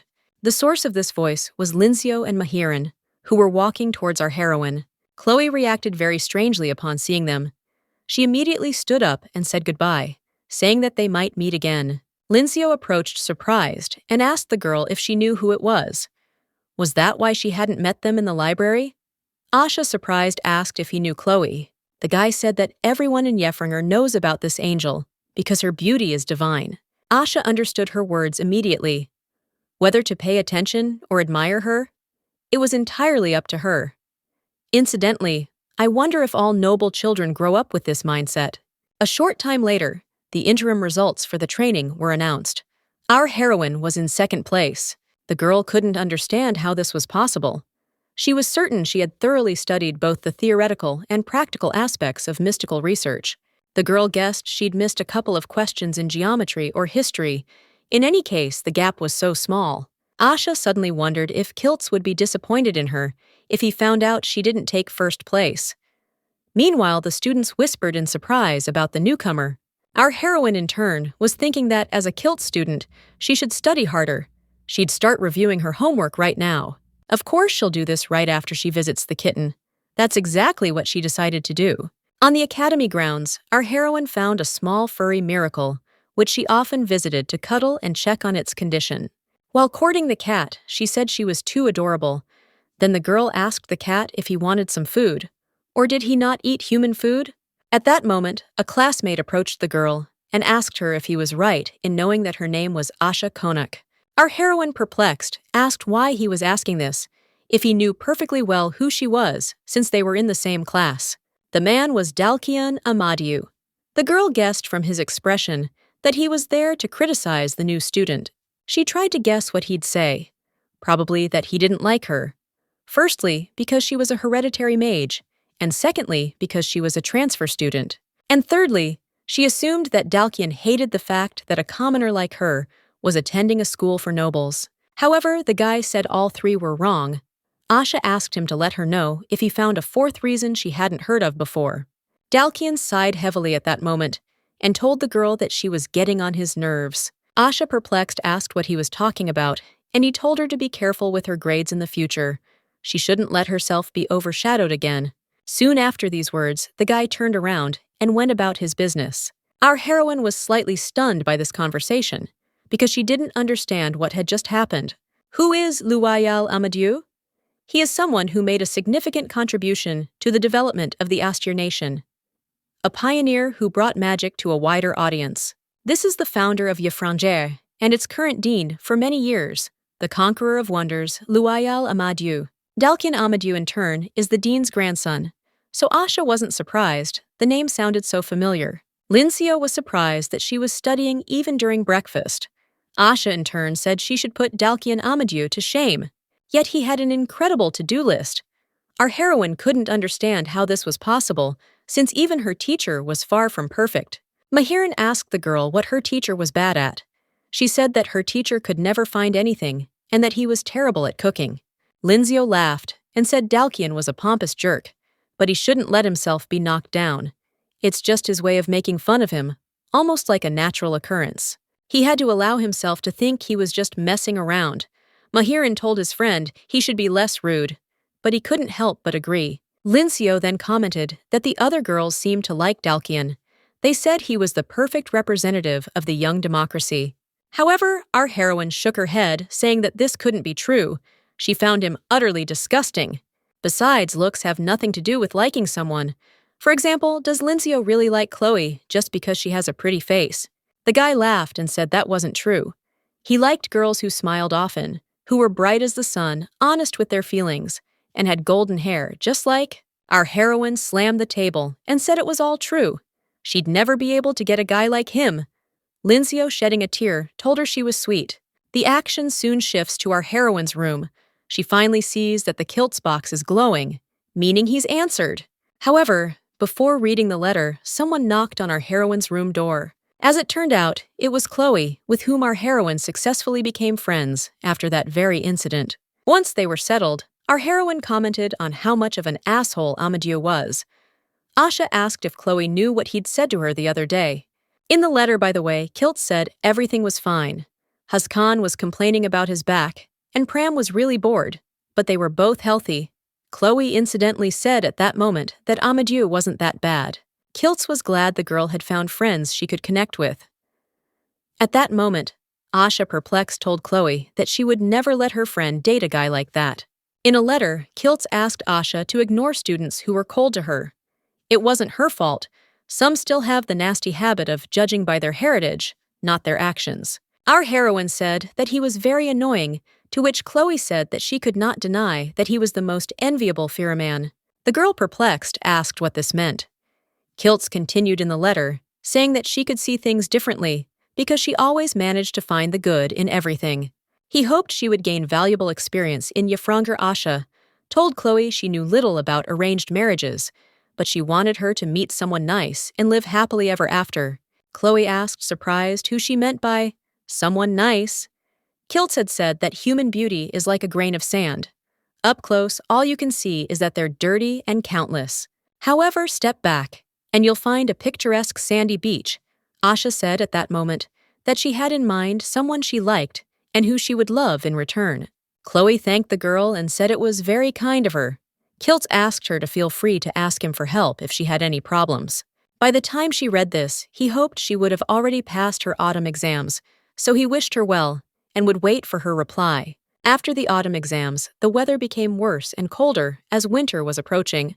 Our heroine was surprised that everyone was so cold, so looking at Lincio, she said it was fine. The guy replied that it was because she was from the north. He also said he was so cold because he slept with a hot mana stone. The girl said her grandfather also slept like that because his bones hurt in the cold. Lincio, perplexed, asked if he really looked like an old man.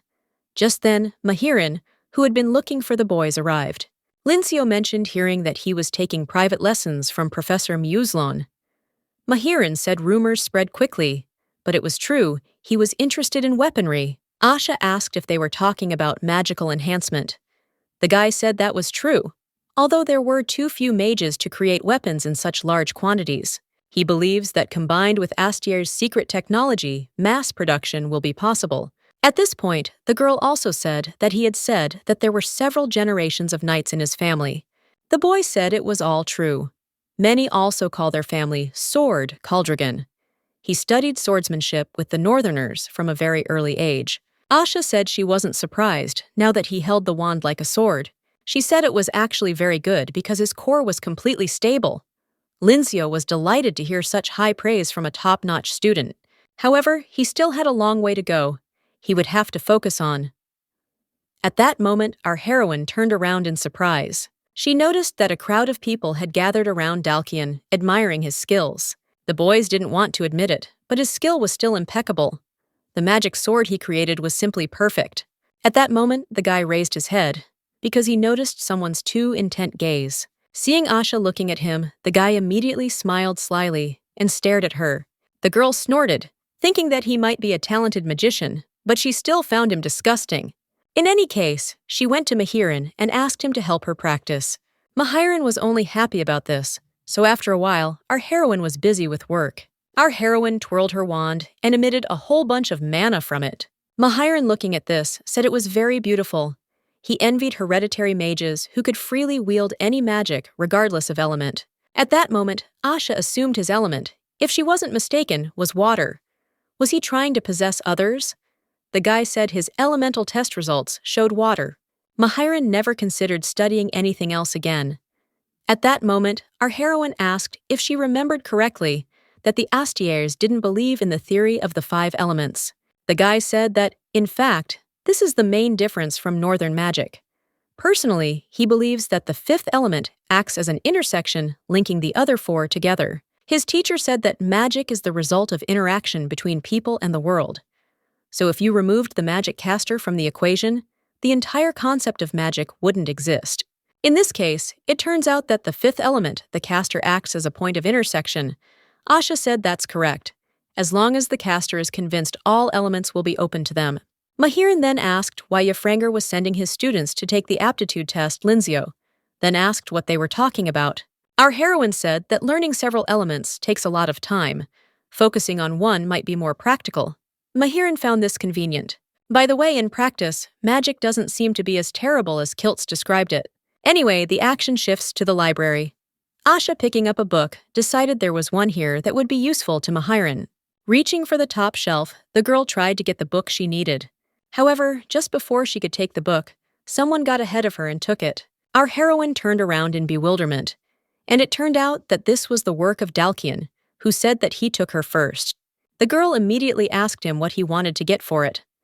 The guy said he wanted an introduction to the advanced theory of elements. She was interested in that, right?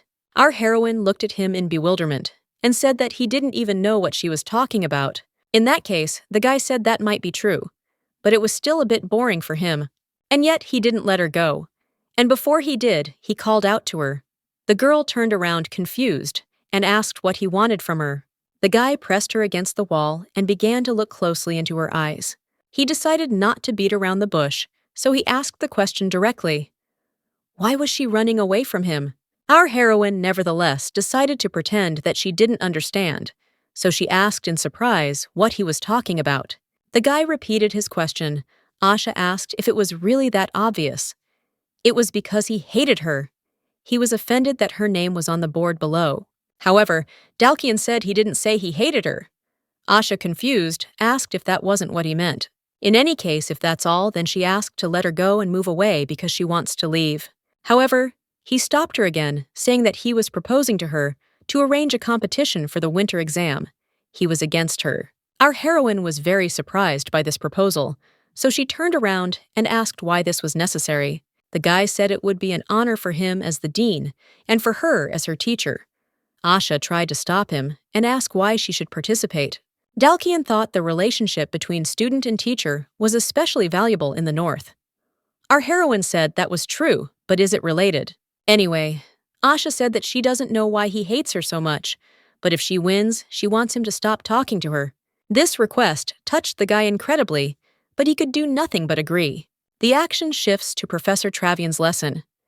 She announced that the winter exam would be replaced by practical classes. Graduating classes don't usually take exams like this, but Professor Flinorf received a large shipment of something rare. Someone wondered if they were dragon eggs. The professor said dragon eggs are much larger, and she was holding a upake egg. These are distant descendants of dragons, a subspecies if you will.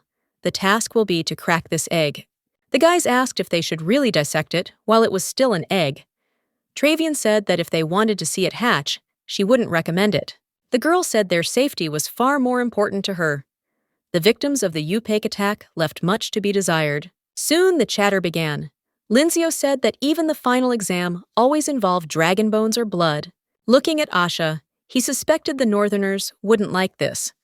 Mahiran assumed the Astirs were trying to convey that all that was hidden was coming to light.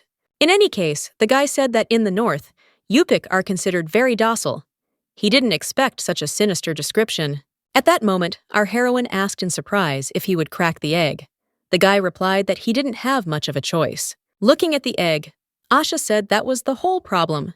She didn't like the idea of having to kill a living creature to get good grades. She really didn't want to dissect a dragon, even if it was some ordinary subspecies. The girl pondered for a long time what to do, but soon the imaginary scales made their choice. She would come up with something for her report. Moreover, she understood that she might lose the bet to Dalkian, but no one could force her to kill this egg, not even herself. The girl proudly decided that instead of all this, she would incubate it. Linzio, looking at the pensive Asha, guessed that she was up to something again. That evening, our heroine learned that the upake's natural habitat is permafrost. They are among the most unique and beautiful of all mystical creatures. When upake grow up, they develop 3 pairs of enormous wings. The girl assumed this wasn't what she was looking for. Where's the part about how they hatch from eggs? That's when she found a paragraph about it. So they hatch only 1 egg at a time, and it takes about 2 months for development. Soon she began to flip through the pages of the book to find at least something important. But unfortunately, she did not find it. She sighed heavily, scratched her head, and decided that she would just keep him warm. Covering the upake egg with a blanket, she hoped that the dragon would still be able to hatch. So the action shifts to 2 months later. Our heroine stood before Miss Travian, who expressed her disappointment in Filian Konak. She even said her expectations were too high. Our heroine knew the professor would say the entire report was a complete lie. But there was one thing. She gave her another chance, asking her to do better next time. The girl realized she had no other choice. She couldn't crack that egg. However, before our heroine had time to leave the office, someone grabbed her and dragged her along. The girl turned her head and, to her surprise, noticed it was Dalkian. She asked what was going on. Nevertheless, the boy glared at her menacingly and ordered her to follow him silently. She became frightened and nodded her head. A moment later, the girl experienced déjà vu because he again pressed her against the wall. Only this time, he asked why she did it. Asha, confused, asked what he was talking about. Dalkian replied that he thought they'd agreed on a competition. Our heroine was a bit distracted. She was so busy caring for the egg that she completely forgot about the argument. By the way, at that same moment, she also noticed that he was looking at her sadly. The girl turned her head, saying that she had lost, and therefore asked to end it. He in turn said he couldn't accept it because they hadn't competed properly. Asha said it was the best she could write. The guy asked her not to make fun of him, as her report was completely inappropriate. The girl was surprised by this and asked how he knew that he shouldn't have read it. He said Professor Trevienne showed it to him. She was worried she was having trouble teaching. Asha asked, confused, "Did the professor really show him her notes?" The guy said it was true. After these words, a gloomy silence fell in the hallway.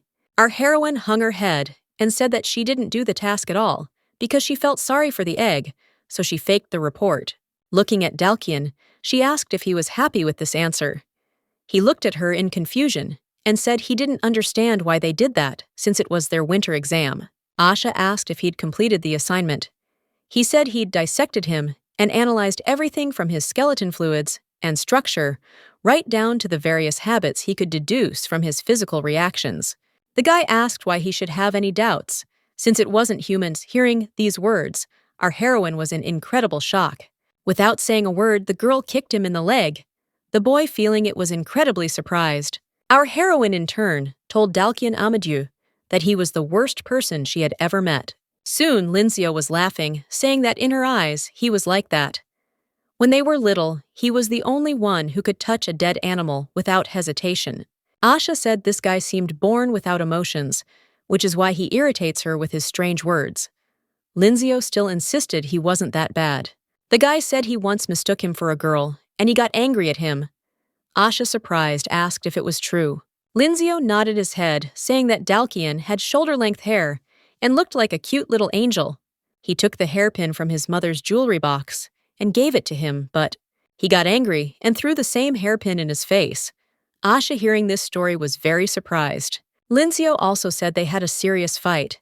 He eventually burst into tears, and they were stopped. Asha giggled, saying it was a little funny. The guy also said that if his grandfather hadn't forced him to be nice to him, they would never have gotten along. Our heroine asked why. She also asked about her grandfather, how often he communicated with him. Does he write letters or telegrams? The guy said he forbade him from communicating with him for the semester. At first, he sent him a telegram every day, saying he wanted to return. However, our heroine reminded him that he was very proud to have entered Yafranger when they first met in Arendon. Our heroine even said that this is what made her want to come here. The boy looked down at that moment, embarrassed. In truth, he'd been watching her for several days before finally speaking. He realized that they were about the same age, so he hoped that they could become friends. And so they finally met, and they were still in the same class. Linzio sincerely said he was glad to see her again. Walking down the corridor that evening, our heroine told herself that she too was very glad to meet Linzio again, but she didn't know if she could say the same about this academy, which seemed uncomfortable to her. Asha had no doubt that Astier's magic was simply amazing. Every day, a wide variety of research is published by them. Mastering magic enriches people's lives. It also creates an inexorable desire to invent useful tools. Astier de Luynes. This is a city of light that brings people genuine joy. Our heroine understood that it wasn't all that bad, but she didn't want to agree with Astier's fundamental beliefs. In her opinion, magic should be mysterious and secretive. Stroking the opaque egg, Asha said that she was the only one left among her kind. This, by the way, was similar to Kiltz's magic. She had to keep his secret because the world didn't need to know about it. She also knew there was no need to crack the egg and see what was inside. Soon the girl decided to read a book, something she hadn't done in a long time. She chose a report on the physiological effects of magical power on the human body, prepared by Ascadion. When an ordinary person comes into contact with a high concentration of mana, it causes a negative reaction in which the body attacks itself and eventually collapses. This is all done by introducing magic into test subjects born without mana sensitivity. This is all happening without measuring the various reactions. The report itself was created to develop countermeasures against this phenomenon. Asha began reading about the test subjects. Number 9. Complaining of sharp pain in her eyes after the mana injection, our heroine soon closed the book. She didn't want to believe it, but the handwriting was definitely Kiltz's. Having arrived here, our heroine has learned a lot, so such inhumane acts no longer shock her. Somehow, even though it's been so long, it must be lonely. Winter arrived shortly afterward. Dalkian, as always, wore a look of contempt as he passed Asha. Our heroine didn't understand what was wrong with him, and Mahiran asked her not to worry, because he wasn't worthy of her attention. Asha laughed and told the guy that he could be very cruel. Anyway, it's time for the founding festival. The girl asked if there would be a celebration in Aranville. Mahiran said that, unlike the Northerners, the Astiers don't celebrate their founding day. Asha, perplexed, asked if they really weren't doing anything at the start of a new year. Mahiran said that, because of many facts, they hate to acknowledge their influence. At that moment, our heroine mentioned that she had to run errands. She said she needed to stop by Aranville so they'd see each other next week. The guy smiled and asked if she was really going on an excursion in such weather with all this snow. Our heroine said that everything was fine, because the postman said that he couldn't come today, so she was going to the post office to pick up her gifts from home. The guy asked if he could walk her home, since it was safer together, to which our heroine replied that everything was fine. She grew up in the very heart of Calincia. After a while, they were walking through snowdrifts, and the boy asked if the teacher had really sent her a gift for the Foundation Festival. Asha said yes, but it was also a gift for her birthday. Mahiran, surprised, said he wished he'd known about her birthday sooner. The girl said she'd decided to make the Foundation Festival her birthday because she didn't know when her real birthday was. The guy, perplexed, began to apologize, saying he hadn't meant to offend her. The girl waved her hand and said everything was fine. In that case, he decided to ask what happened to her parents. Our heroine said she was from Nurmazar. She lived with her stepfather before she met her teacher. Her stepfather told her that he found her on the shore one day, so she doesn't know who her real parents are. At this point, our heroine asked him if he had received anything in honor of the festival. The guy said he probably wouldn't get anything because he was considered the black sheep of the family. Asha, perplexed, asked how that could be. The boy said his family didn't like the fact that not only had he failed to become a knight, but he'd also gone to another country to study. Asha said that was understandable, but why hadn't he become a knight? Mahiran pointed to his hand and said he couldn't use it. Asha guiltily began to say she didn't know, and that she was asking for forgiveness. The boy said it was fine, as it didn't interfere with his daily life. However, he'd like to help his older brother in some way. By the way, the guy decided to say that he told this story only to her. Asha asked what that meant. The guy replied that he personally believed that Caldrogan would face destruction and decline unless it learned to imitate Astia's technology. Our heroine looked at him and asked if he really thought so. The guy said that all the magicians of the Ivory Tower had long since departed for the other side of the world. His Majesty is currently incapable of ruling, no matter how treasonous that may sound. Astier is using the moment to increase his power. Incidentally, even now he's preparing for war against Ismacan. Our heroine asked if he truly believed Astier would start a war. The guy replied that before she enrolled at this academy, there was a student named Ineril de Armand Shah. Said she heard that she left the academy mid-semester. However, the guy said that she did not leave the academy but was expelled. The de Armand family was the most aggressive in the war as a whole, which was natural. However, the head of the family, Dean Luail, became dissatisfied with his child. The so-called cleansing would be a more accurate description of what happened to Inerli. The next day, our heroine couldn't stop thinking about Inerl de Armand. Was this her room? The girl sighed, and starting to open the box, decided that she would ask Chloe about this later. Opening the box, our heroine found a carrot cake. The signature was a wish for a little star. It was Pram's handwriting. She knew it was his doing. However, our heroine also discovered something on the back of the note. There was a short, concise inscription on it. I helped. It was undoubtedly written in Grandpa's hand. In any case, she set about opening the other gifts. Our heroine noticed the next gift. A beautiful snow-white robe. It must have been from Kilt's. It was so soft and pleasant to the touch. The girl decided she would keep it for a special occasion. At that moment, she heard a strange noise behind her, so she turned her head to check. The reason for this was that the egg was apparently already hatching. She knew it would happen soon, but she wasn't ready yet. The girl ran toward the egg in terror, thinking about Professor Travian's words.